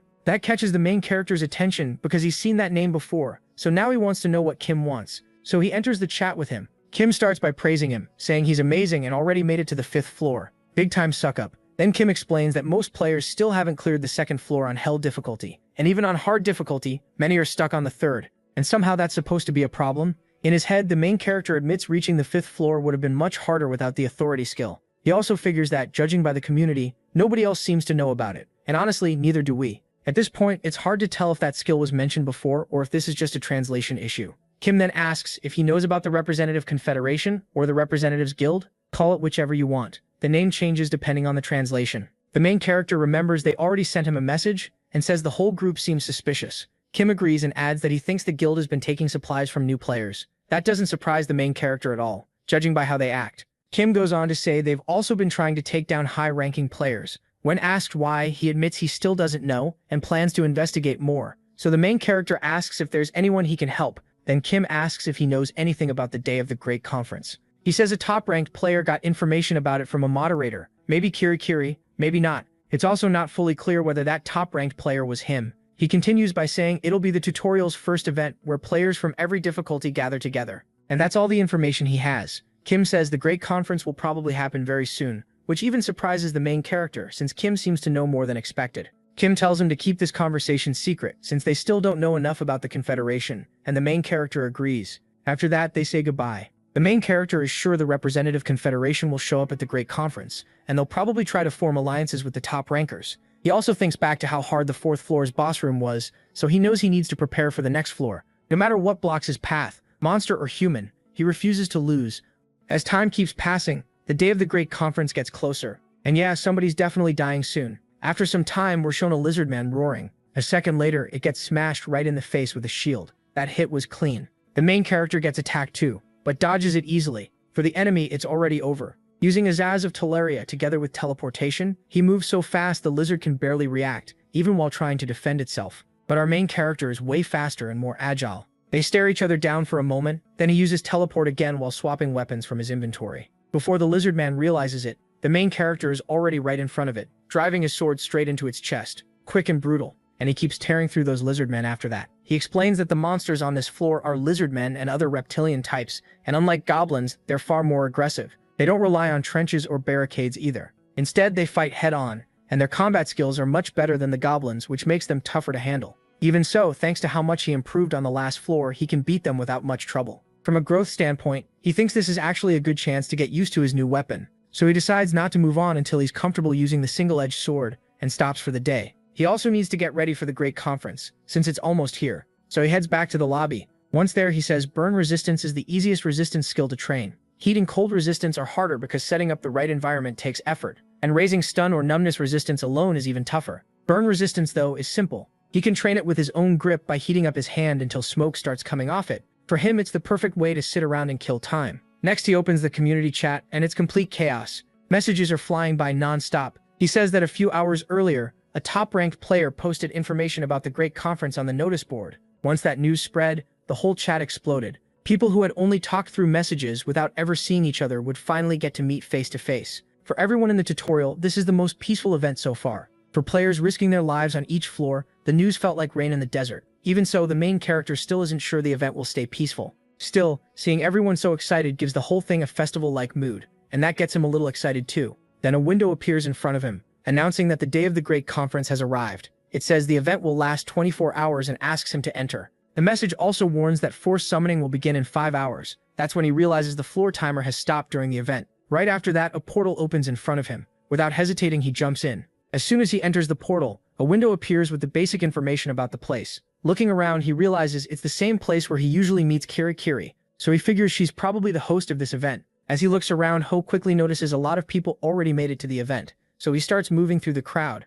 In his head, he admits the place feels pretty lively. Everyone is laughing, chatting, and this is the big conference. Then someone recognizes Ho and comes over asking for an autograph. When MC turns around, the guy introduces himself as Kim, the same person he talked to in the chat. He's a challenger from normal difficulty. Kim also says he used to be a huge fan of the protagonist, back when the protagonist was a pro player. The two chat for a bit and keep things casual. Before long, Ho asks about the scumbags from the Representative Confederation. Kim says they still haven't shown up and will probably wait until the last minute. While they're talking, the famous top rankers arrive. Kim warns Ho to be careful. He's sure the Confederation has allies among the top rankers. Just to be sure, he asks how strong MC is compared to them. He thinks for a second, then says, "I'm crazy strong, kid." A little later, the protagonist and Kim mingle with other players, trying to gather more information about the Representatives Guild. At one point, Ho quietly asks Kim if any of those top rankers might belong to the guild. Kim says probably not. After that, MC leaves them to keep talking. Still, something about it feels suspicious. Over there, as Ho walks across the field, he remembers the message he got on arrival. Nobody can attack anyone here. That leads him to one question. What if he attacks himself? He laughs, then activates self-harm, his masochism skill. First he tries cutting his own hand, but the blade just slides off like some barrier is protecting him. Then he tries again, and even when he manages to hurt himself, the wound heals right away. That gives him another bright idea. He punches himself, but as usual, barely feels any pain. Not stopping there, Ho even tries choking himself. The moment he squeezes his own throat, his hand gets pushed away on its own. He thinks that over until Kim calls him over. Then Ho suddenly goes, "Wait, what was your name again, kid?" Kim answers, "Come on, it's Kim. You already forgot? Oh right, how did it go again?" He thinks Kim is a genuinely good guy, someone who helps others without wanting anything back. He really respects that. Maybe they'll meet again later and stay friends. Though with this place, Kim could also end up dead like Ho's old friends on the first floor. Time passes and the two keep talking. The protagonist says they maybe should have spread news on the community forums about what the Representatives Guild has been doing. Kim answers that it would have been too dangerous for the informant, especially since that person is in the same hall with them. We learn more about that informant, someone being held under the guild's control, but still managed to pass Kim some information. Kim has taken their suffering to heart and says this kind of thing will keep happening. He just wishes there were some way to stop it. Ho says that'll be hard since players on the lower floors can barely get involved. Most are too scared. Even so, Kim believes at least 10 people on normal difficulty are against the guild, and at least one on hard difficulty too. They're all worried that if this group keeps growing, it'll become even more dangerous. In MC's mind, everyone gathered here is weaker than him. He can tell just by looking at them. In the real world, clothes and money show status. In the tutorial, it's weapons and armor. The way people move, shift their balance, and keep their distance tells him even more. He's recently learned how to judge skill from details like that. Between what he learned in the community and what he heard here, he can tell there's a huge gap between him and the others. Even the way they carry themselves is different. Players from easy difficulty usually seem more relaxed than the rest, even if only a little. Being able to farm points and deal with fewer deadly traps is probably why. Those on normal difficulty usually earn only the points they need to survive. Hard difficulty players interest Ho more. Most of them are stuck on the first or second floor, and even with shared clear info, only a small number reach the third floor. That led to a high death rate and very few clears. Still, the hard mode challengers on the third floor are stranger than the rest. The protagonist figures it may be because of the difficulty, but every one of them has a grim look on their face. After a while, MC basically starts teaching. He explains that they need to raise their resistances, especially heat resistance, since he once cleared a trap like that. His advice is simple: stay in until you're almost dead, then go back to the lobby. One of them asks how they're supposed to raise heat resistance, and he says they can make fire with a heated stone. Then out of nowhere, he grips his hand so hard, smoke starts coming off it. Everyone around him is stunned. After that, one of the onlookers asks what his heat resistance level is. Ho says he thinks his heat and cold resistance are level 4, and his burn resistance is level 7. That shocks everyone even more, and one person straight up asks if he's some kind of monster. The protagonist decides not to mention that his pain resistance is already level 11. Then suddenly Kim calls out to him and says the Confederation group has arrived. Ho looks straight at the leader, already itching to beat him down. Kim steps forward first and says they need to talk. Now he's face to face with the leader of the guild, but they ask who he even is. Kim introduces himself and directly asks if they've been stealing food and water from other people and attacking players too. The leader gives him a mocking look and asks what proof he has. Then the leader says if Kim has evidence, he should show it. While Kim starts bringing up the rumors, Ho senses someone approaching, and then who shows up? That creepy guy MC compares to Orochimaru. The group arriving with him is probably the top rankers working with the guild. Ho notes that on their side they only have a few normal difficulty members in him, so he takes a closer look and notices some people there aren't a threat at all, along with a few top rankers from normal and hard difficulty. The frightened people standing behind them are probably the victims, and that makes him realize this is worse than he thought. Then his eyes meet one of the sisters shown earlier. She immediately tries to signal him, and the protagonist catches it. Suddenly she runs straight toward him. The leader notices and tries to stop her, but right as he's about to grab her, the moment everyone was waiting for finally happens. Ho uses teleportation, slips past the leader and saves her. On the way through, he lands one hit to the leader's stomach and drops him flat. Once MC shields her, he turns and asks what she wants him to do now. Kill them all. Then the scene rewinds to the point of view of the girl Ho just saved. She had been watching him, thinking that this was Lee Hujai him. No way. To her, he was the only calm person in all this. Unlike everyone else, he acted like none of it was a big deal, completely at ease. But she knows she has no time left. This event is her last chance. That's when we learn the Confederation leader killed her sister, the girl with the long hair. Before dying, her sister told her everything she had discovered. It was information about the tutorial world, and even if it wasn't enough on its own to justify risking her life, she memorized every last detail. In the info her sister left behind, one name stood out: Ho, known as the only survivor of the hell difficulty stages. Crazy. Seriously, most people in the community called him a liar. Even so, he really had sent useful trap info to help the newbies. According to her, the ones doubting him the most were the normal stage rankers. She doesn't know all the details, but lately even those rankers seem to have started trusting him. To her, this was the only move left. It was all or nothing. Then their eyes met through the crowd, and she wondered if he had figured out she was their informant. But if she wanted to bring down that bastard leader, she needed Ho's strength. That was the moment she finally moved and ran for it.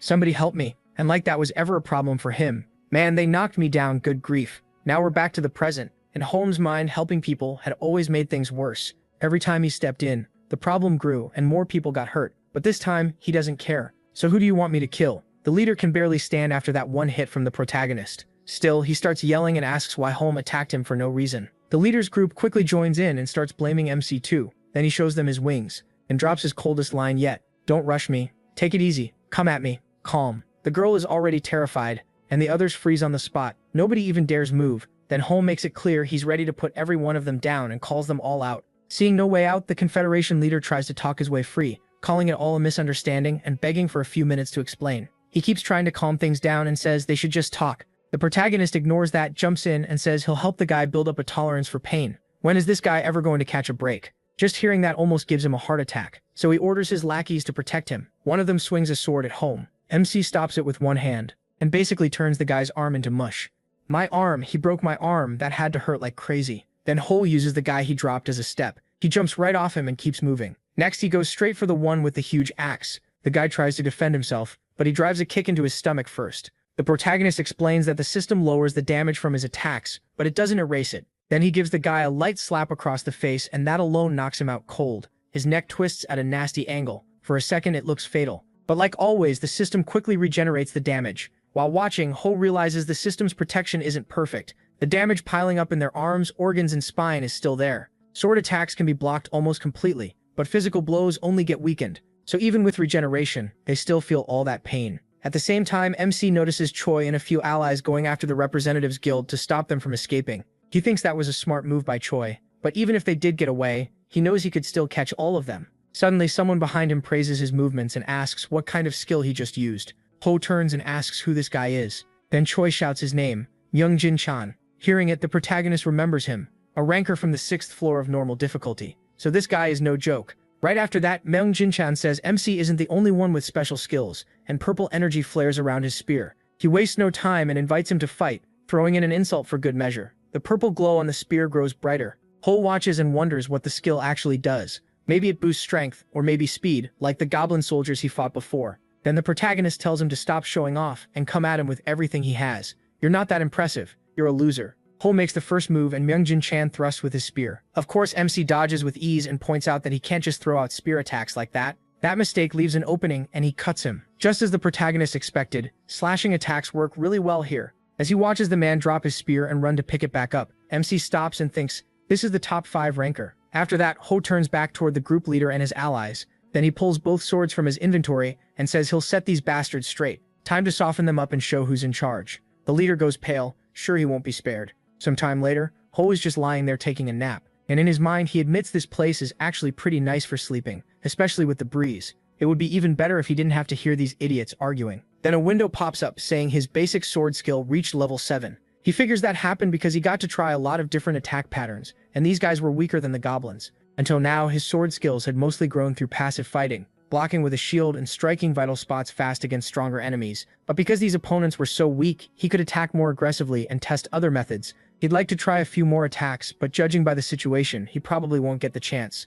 Meanwhile, Choi acted as soon as Hu Ai started crushing the Confederation members. Instead of joining the fight, he used ropes to tie up the ones he had already beaten and pin them to the ground. The protagonist, meanwhile, wonders what to do with them now that everyone's been put in their place. Then the informant steps forward. The girl who gave Choi the information about the Confederation's victims. She suggests a plan to shut the Confederation down, send the first floor challengers to the second floor, then get ready in case the leader's allies come looking for revenge. If they do that, the Confederation won't be able to prey on new challengers anymore. The people who supported the leader would become training dummies as punishment, and their victims would slowly lose their fear, unite and build a resistance force. After sharing her idea, she gathers everyone in the field and tells them what she went through, along with what the Confederation did to the other players. That wins over the people who had no ties to the Confederation. With her words, she brings the victims together and forms a new group. Thanks to Choi, even the rankers back off and follow her plan. For now, the victims are getting help and training from the rankers, using the Confederation members as punching bags. People can criticize it, and yeah, it's morally ugly, but they solved it this way because there wasn't a better option. Ho says there are still 13 hours left before the event ends and he wonders if he should spend that time sleeping. But suddenly, he feels someone coming closer. Without even looking, he tells the person they did their best. Then we see Julia standing in front of him. She sits beside him, and an awkward silence settles in. Ho thinks the whole thing feels pretty strange. Julia says that on behalf of her older sister and the other victims, she wants to thank him again. MC hadn't even known she had an older sister, but she keeps going, saying what she's about to ask might sound shameless, maybe even unfair. And he already looks like he's bracing for a very long story. Oh boy, after a while, the protagonist says she told him everything what happened before she entered the tutorial world and everything that happened after. She also explained how her sister died. When she finished, she asked for his help. She knew it was a shameless favor, but promised she would repay him no matter what. That request catches the protaka, so off guard he even starts stuttering, saying that's not the issue. He's so flustered it's almost painful. Then he asks if she wants him to train her. She quickly says no. If possible, she wants power right away. Well, that would be nice for anybody. Then the protaka suddenly gets an idea, and as always, he handles it in his own special way. By special way, I mean he straight up puts a Glock in her hand.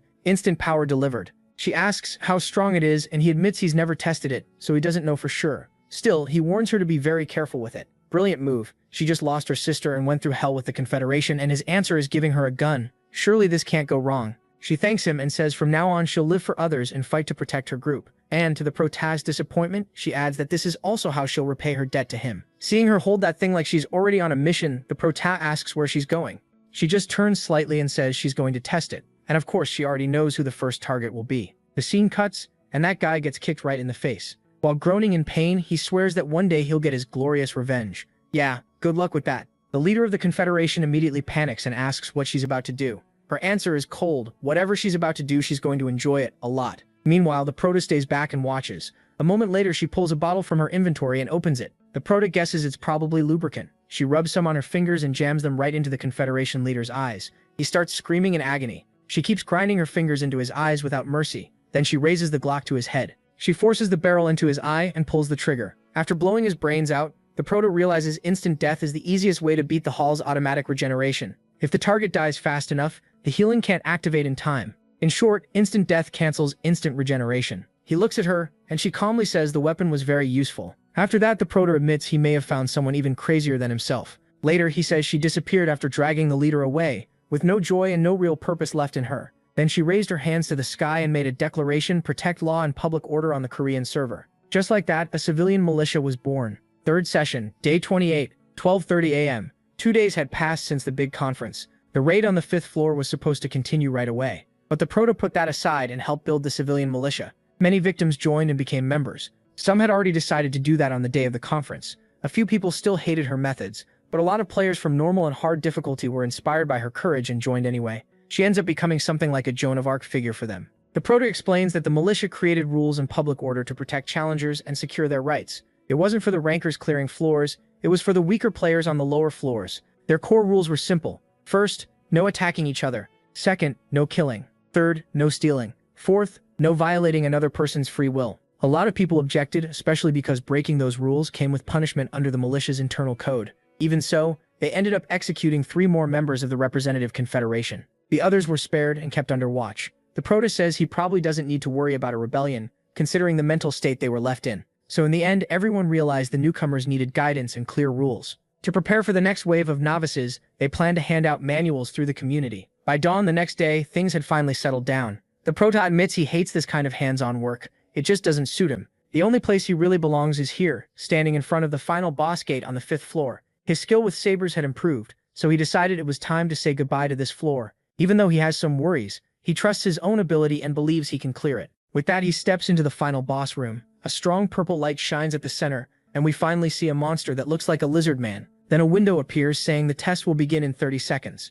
There's also a glass barrier between the Proto and the creature, so this looks like a straight one-on-one fight. The Proto starts wondering if that lizard man is stronger than a goblin horde big enough to fill a whole city. Then the 30 seconds end, the barrier shatters, and a message appears: defeat the warrior of black shadows. His name shows up right after. And that wraps up chapter 35, ending on a strong hook for what comes next. Because now it's our Proto versus this buff lizard in a one-on-one. He immediately readies his sword and shield. At the same time, the lizard man lets out a sound and turns toward him. For a moment, the Proto feels a little intimidated. One question hits him right away. Will the warrior of black shadows attack first? From the way the monster carries himself, the Proto can tell this is no ordinary enemy. Just feeling his presence is enough to know that this is the first time he's faced an opponent this cautious. Even with all kinds of thoughts running through his head, he tells himself not to get too nervous. Then he makes an interesting point. They're standing face to face like this because their abilities are probably close to the same level. He says he can see the creature's face clearly now and it looks like stone. Still, he decides to test the monster's skill for himself.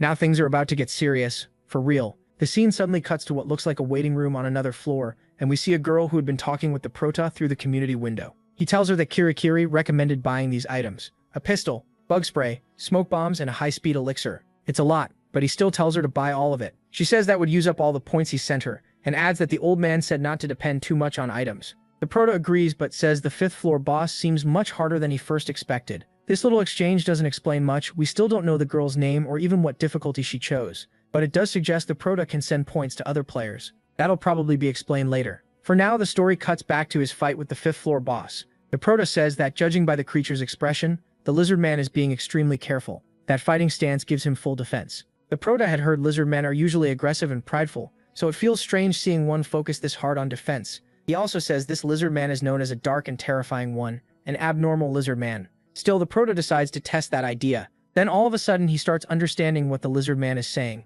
The creature is praising him, saying he's never seen such a strong human before, and the Proto remembers that on the last floor, the gods gave him the skill knowledge before the Tower of Babel, which lets him understand monsters and other beings. The lizard man goes on to say he can sense the Proto's strength just from his appearance and smell. He says it's an honor to fight him, and if he dies here, he'll have no regrets. Being defeated by a strong warrior like him would be an honor. The Proto can tell from his face that the creature actually seems happy. That also proves the knowledge before the Tower of Babel skill isn't just for translation.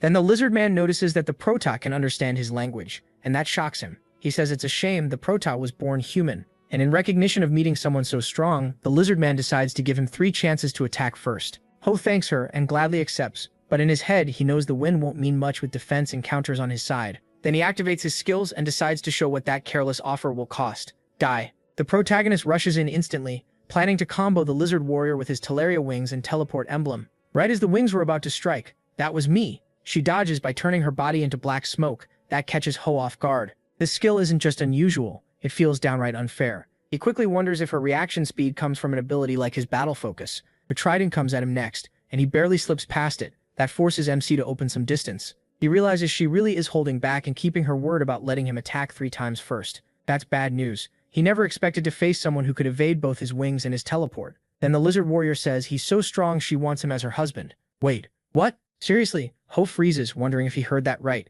then figures out this lizard warrior is actually female. She gives him a very suggestive look and even lets out a little laugh. Yeah, no, that's not happening. He throws his sword at her and it passes through her smoke form. At the same time, he charges in, already expecting her to dodge like that. His plan is simple, use the longsword to create an opening. But she suddenly uses her trident to redirect his attack. No need to rush like that. Slow down. Man, this is getting weird. Then she swings her tail at him. Ho blocks it with his wings and slams her with his shield. Even while airborne, she tries to stab him again with the trident. He catches that strike with the shield too. The clash knocks both of them apart. Ho is breathing hard now and can't figure out what's going on. She took a direct hit to the head, yet still countered and hit him back at the same time. She touches the wound from the shield bash, and somehow looks like she enjoyed it. The protagonist just stares at her in shock. Then she suddenly calls out to him and says she finally found a strong male, after waiting so long. She even says that with him they might get past the whole different species problem. She's not sure if she can get pregnant, but wants to try. What kind of talk is that? A human with a lizard? Ho is so thrown off he starts wondering if his language skill is malfunctioning. But when he looks at her face, she introduces herself as Adultaru, says he can call her it, and asks for his name. With a cold answer, MC says he has no reason to share his name with a lizard. Then activates battle focus. She grips her trident tighter and asks why he's rejecting her. Ho answers honestly, what reason would he have not to? This lizard really thinks she can steal Kirakiri's spot. After hearing that, Idoltaru says he's gone too far, and that judging others by appearance is wrong. He finds that odd since he never mentioned her looks, though it seems even her own kind may not find her attractive. He forces himself to refocus before this nonsense throws him off anymore. Ho notes that Idaltair is nothing like the other lizard men. Her strength, speed, weapon skill, and especially her fighting style are completely different. Instead of rushing in wildly, she moves carefully and efficiently, dodges calmly, then counters the moment she sees an opening. Her reaction speed lets her avoid attacks cleanly, and she also has that smoke ability that turns her body intangible against physical hits. In short, it's basically like a Loja power. That's a little nod for One Piece fans. The protagonist keeps replaying the fight, searching for a way to beat her, until he decides that smoke skill has a weakness. It lasts a long time for such a short dodge. She avoided his thrown sword with it, but she still took the full shield hit, so she probably can't use it non-stop, just like Ho can't spam his teleport emblem. Now he has a plan. Force her to waste the smoke form on normal attacks, then finish her in one burst with teleport and the Talaria wings. Idaltair tells MC he's cruel, but if that's how he wants it, she'll use brute force to keep him by her side. Ho wonders if she's some kind of crazy character archetype, and how many personalities she has packed into one body. Suddenly, Idaltair charges in. Furious, he immediately sees she's attacking blindly from anger, which is actually a gift for him. As she swings her trident, he feels the pressure behind it and knows he can't take that head on. So he activates battle focus again, and right when the trident reaches his shield, it pierces through and wounds his arm. But that was part of his plan from the start. Ho slashes off Idaltair's arm, but she refuses to go down from that alone. She lunges again, trying to bite him with her sharp teeth. As a last resort, he uses the teleport emblem to escape. A moment later, Idaltair feels Ho's follow-up strike. In a cold voice, he says that human or monster doesn't matter. If someone blocks his path, he'll kill them. The protagonist finds it strange that she didn't use her smoke form, but judging by the damage, she ended up taking even more instead. Idaltair calls him cruel again. She says he truly tried to kill her, and if she had reacted a little slower, he wouldn't have taken her arm, he would have taken her head. So now she says she won't see him as a partner anymore, but as an enemy she has to destroy. Right after that, her body starts to mutate, growing bigger and more muscular. Her size nearly doubles, tearing apart the clothes on her upper body. Things just got serious. Idaltair stomps the floor hard enough to split it open, and the whole hall shakes from her power. Ho quickly takes his fighting stance as she stomps toward him, but he manages to dodge. MC thinks she'll destroy the whole hall if this keeps up, and says she really does feel like a video game boss. At that same moment, she rushes him and throws a full-force punch. Ho tries to evade, but a pillar traps his movement. He wonders how long she can keep this form up. He's already used his teleport emblem a lot, and probably has only 2 charges left. With no other choice, he dodges at the last second, and her punch completely destroys the pillar. In that instant, he pulls his sword from storage and thrusts for her chest, but another punch comes flying in, and his wings barely block it. The impact is so strong that, for the first time, Ho truly feels he might die here. He lets out a shout, and when he lands, he admits that she's insanely strong. Idoltaru asks if he came this far just to change his mind now, and the two keep staring each other down. Then Ho unexpectedly asks her for some time. Idoltaru asks what he means by that. He says her confession came too suddenly and left him confused, so he needs a little time to think. Genius. In his head, the protagonist says that's the perfect line when rejecting someone on the spot is hard. He even remembers hearing it twice in college. Idoltaru asks how much time he needs. Ho says just a moment will do. While she gives him that time, he pulls the trident out of his shield. He thinks she's totally insane and impossible to predict, which is why he's had to stay on guard the whole fight. And that excuse was just a trick to buy himself time. He even starts using healing potions from his inventory to recover and gain an edge while she waits. Then she innocently asks if he's finished thinking. Ho says he needs just a little longer to gather his thoughts, but he's not thinking about an answer. He's pulling out a giant sword to split Idoltaru in two. Our protagonist closes his eyes and focuses. He says using his teleport emblem to attack is already hard enough, so he decides to combine it with Talaria's wings. Even so, he says he still has one more trick. By mixing the speed of his sword swing with the emblem, he can hit Idoltaru in one burst and cut her down. With that, he launches his attack, Teleport Emblem.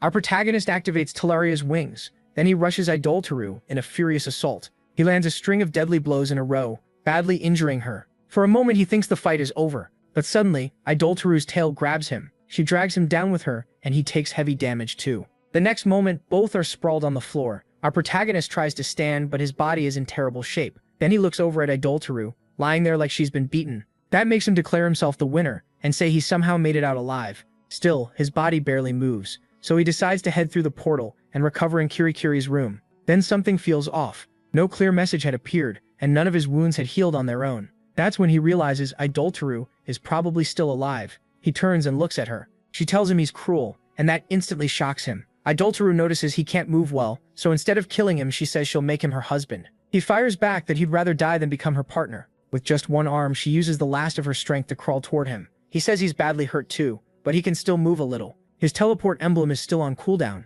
but he can at least defend himself with Talaria's wings. Even then, he complains that if he still had the Glock he gave to Park, things would be very different. Idoltaru keeps crawling closer, while he opens his inventory and finds something interesting, the heat stone. He wonders if it'll work. Lizardmen are reptiles, and reptiles are cold-blooded animals. So he grabs the heat stone and waits for the right moment. Meanwhile, she keeps coming, saying she'll make him her husband. Right when he's about to throw the heat stone at Idoltaru, she gets close enough to strike him too. But then she suddenly lets out her last breath and collapses, completely out of strength. With her final words, she says he called her strong. He never called her disgusting or cowardly, and never cursed her as some devil's servant. He saw her for who she really was. To her, he's the other half she never found. Before dying, she tells him that even if he's a small, pathetic human, he's still a strong male. And one day she'll make him her husband. He says she finally died, but she still managed to scare him to the very end. Calling her an idiot, he starts wondering if her own kind looked down on her. With that strange ability and the normal defensive instincts of a lizardman gone, all that was left was a sad shell. He feels a little guilty, but even if her past was miserable, the two of them were always meant to kill each other. So he quietly says he's sorry for her and closes her eyes. A bunch of windows appear, congratulating him for clearing the 5th floor. His injuries and wounds are healed automatically. And then the gods choose to offer him a special skill. A new vote starts. 74 in favor, 3 against. He says the last skill the gods gave him was great, but ever since he started talking to monsters, it also made him question a lot. Still, refusing this new skill might hurt his relationship with the gods, so he really has no choice but to accept it. The moment he agrees, he receives the skill Summon the Fallen. He's stunned because this new power lets him use an item marked with the soul of someone dead to bring them back for a limited time. It's a god-given power with limits. He thinks it's amazing, so broken he can barely believe a skill like this exists. To him, it's basically a miracle. Suddenly, a strong light rises from Idoltaru's body. There's a soul stone over her, her soul. He thinks that if he revived her, she'd just keep talking about marriage and probably attack him again. So he says he's not crazy enough to dig his own grave. More messages from the gods pop up, and he wonders if ignoring this is really the right move. He looks at the portal and says those gods are insane. Then he steps through it. Back in Kirikiri's world, he finally looks relieved. Then she walks up to him and says, this time, breaking a woman's heart was especially cruel. He tells her to cut it out. Did she really want to see him mating with a lizard man? That makes her stammer and admit, probably not. And that wraps up chapter 39, ending at the 5th floor boss room and the portal our protagonist just came through. There's a window there, saying he'll need to form a party to challenge the 6th floor, and we see Ho with Kirikiri in her world. Since he promised before entering the 5th floor that he'd bring her cake when he came back, he keeps that promise and buys it for her. While they eat, Kirikiri says he's probably the first person ever to get courted by the guardian of the 5th floor.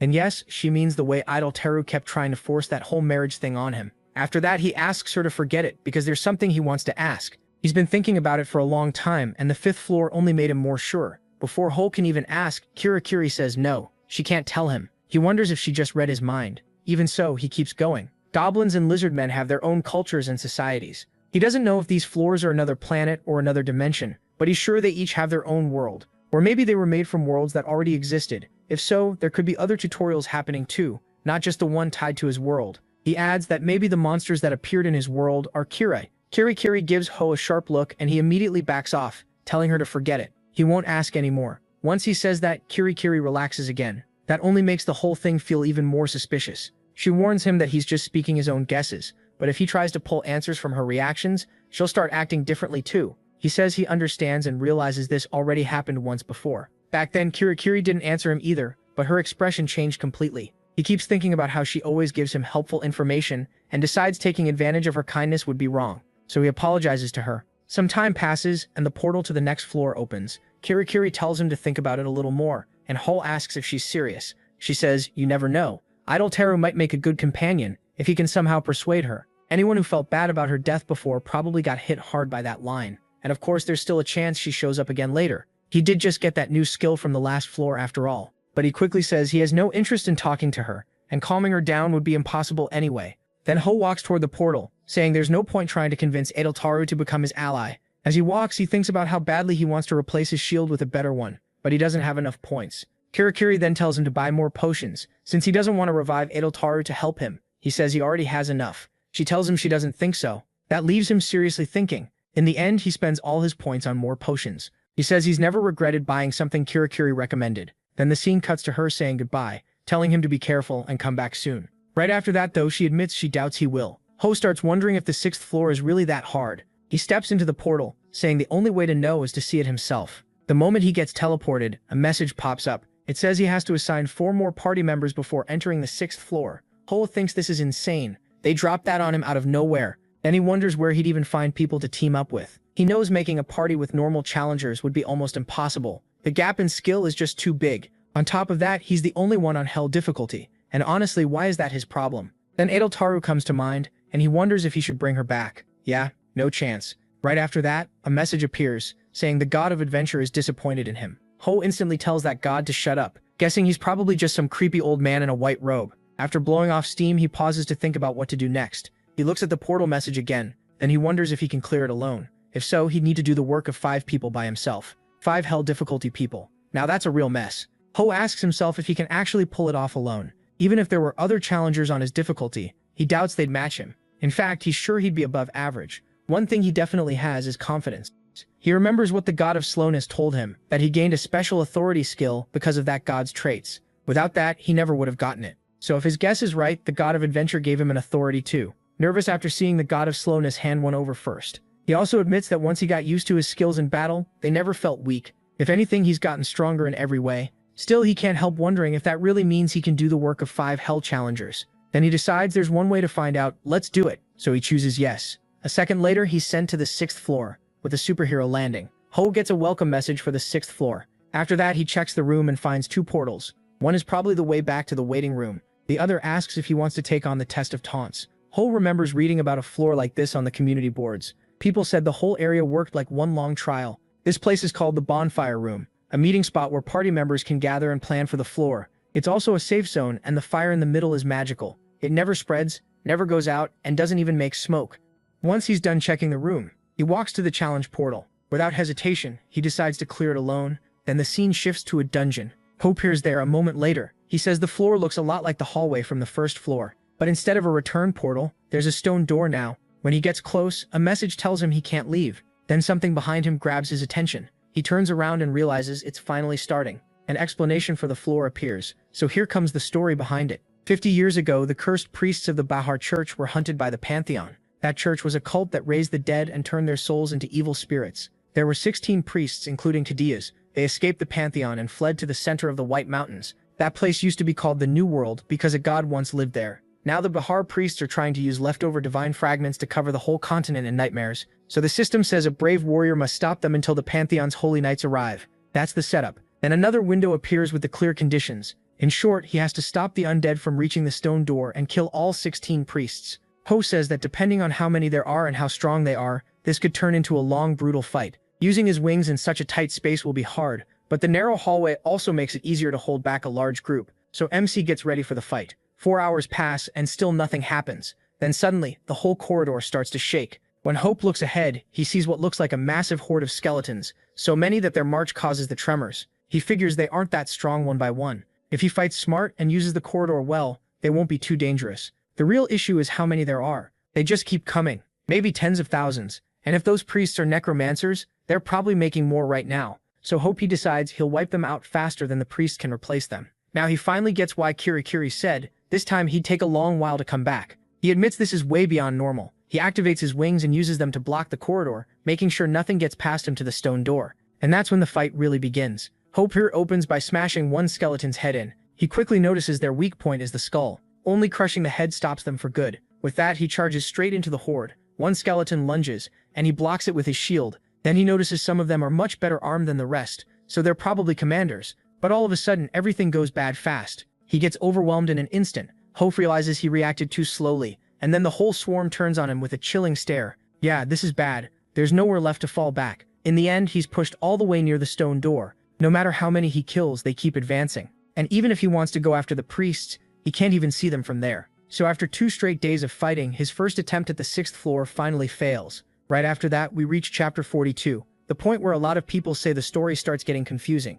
So here's the quick version. From now on, the story starts showing parts of the present, where Ho is trapped on the 60th floor. The him we've been following until now is his past self, basically showing how he got there. Later we'll learn why he ended up stuck on the 60th floor. For now, the chapter opens on what looks like an egg. Then we see present day the protagonist in a room made to hatch it. He says everything is ready now, and if things keep going well, the dragon egg should hatch soon. He's already prepared for what comes after. First he'll soak the dragon in an elixir, then give it a blessing that grants several resistance skills. He also explains what the dragon will eat, and even if the dragon doesn't imprint on him at birth, he's already learned magic to fix that. So even if the baby dragon dislikes how he looks, it'll still treat him like its father. Then a call notification appears. When he answers, it's King in the present, calling to say goodbye before heading back to the real world. Ho jokes that he thought King would stay trapped there forever. Kim replies that he's getting out and plans to live a nice, peaceful life. MC laughs and says he doubts Kim will be running around talking about killing every monster on Earth. He also points out Kim was one of the Korean server's pioneers, and Korea has plenty of top-ranked awakened people. So if he stays in the country, he could probably make a fortune off his fame alone. Ho adds that if there happened to be a big conference today, they could even meet in person. Kim agrees but says he's tired of conference stuff. That surprises him, who says that aside from the rough start, the last one was actually pretty fun. He also mentions hearing that another big conference may happen soon. Kim is caught off guard and says he hadn't heard anything, since he'd been away from the militia for a while. Then he asks if Park knows about it. That makes the protagonist think of her, and he says maybe. Kim explains those conferences only happen when there's serious trouble with the tutorial. By now some information would already be leaking, and the militia would be moving, especially with Park being the type to cut problems off early. Ho jokes that maybe the next big conference will happen when she finishes the tutorial and returns to the real world. They both laugh. After talking for a while, Kim asks if MC is excited to meet the rookie now stuck on Hell difficulty's 6th floor. He says it's better not to expect too much. Others have made it that far too. Even so, Kim says the guy looks promising, and asks if he can clear the 6th floor.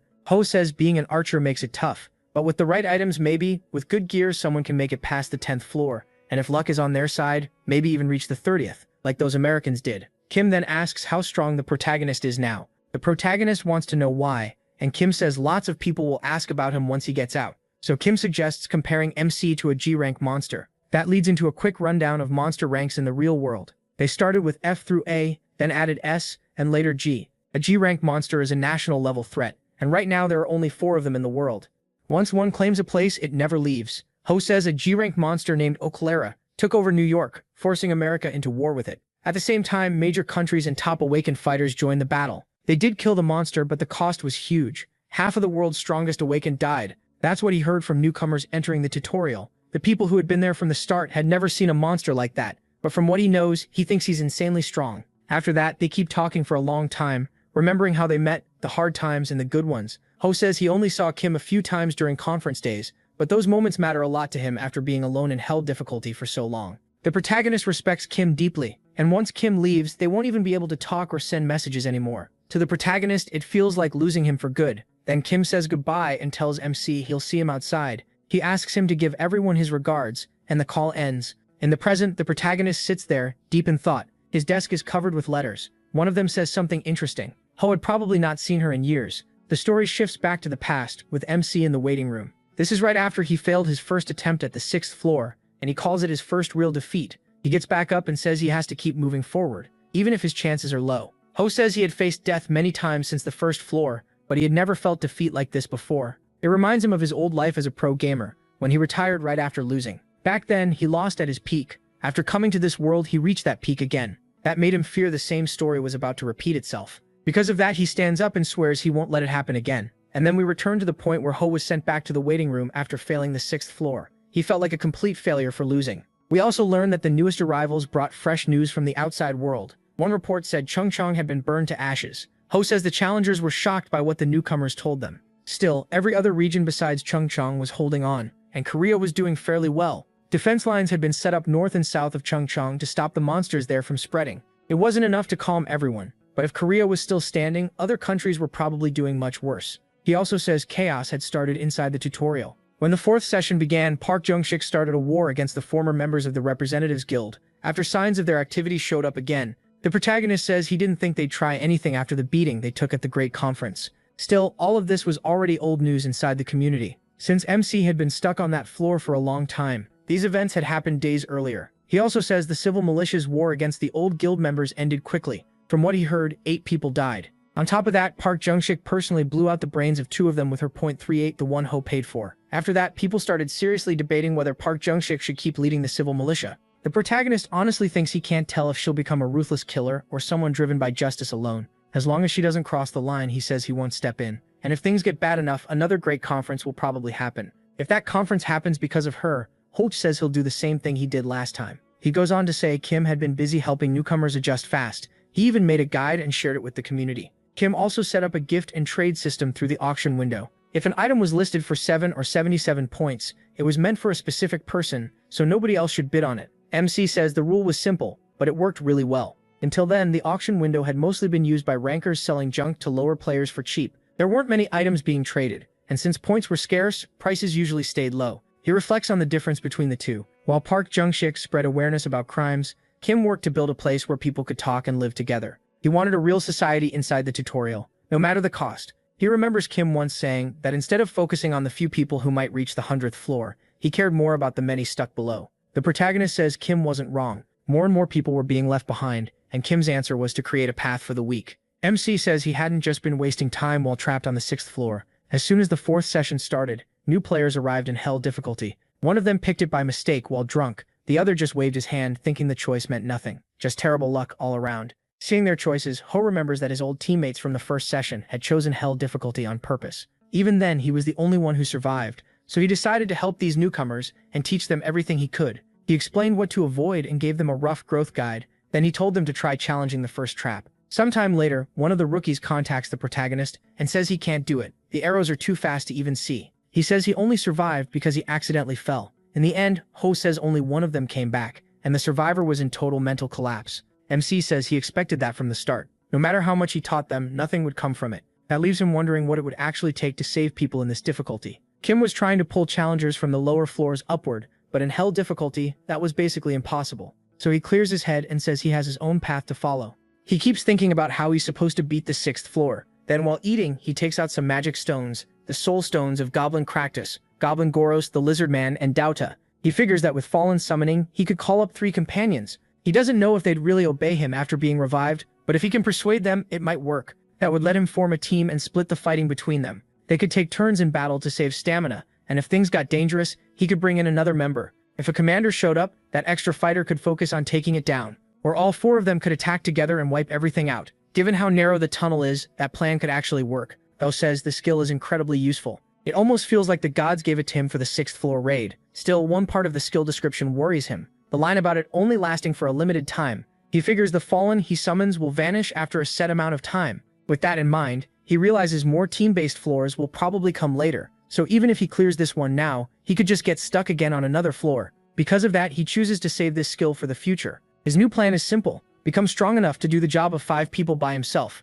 Yeah, this guy is insane. He makes it clear he won't give up. No matter how many times he fails, he'll keep trying again and again. And with his masochism skill making him stronger, the more damage he takes, there should come a point where both his body and his power outgrow this floor. So he gets up, fully set on beating this floor, even if it takes months. And if he fails, he'll just return to the waiting room and try again. Right now, his only goal is to stay alive. With that, he steps into the floor once more, and begins his endless climb for more power. He'll keep going until he can clear this floor alone. Filled with determination, Ho says he'll overcome whatever stands in his way. So the fight starts again, and our protagonist vows to show them a player's endurance and grit. At this point, his goal is locked in. The fourth session ends with the sixth floor raid and failure. If you enjoyed the video, leave a like and a comment to support the channel. See you next time.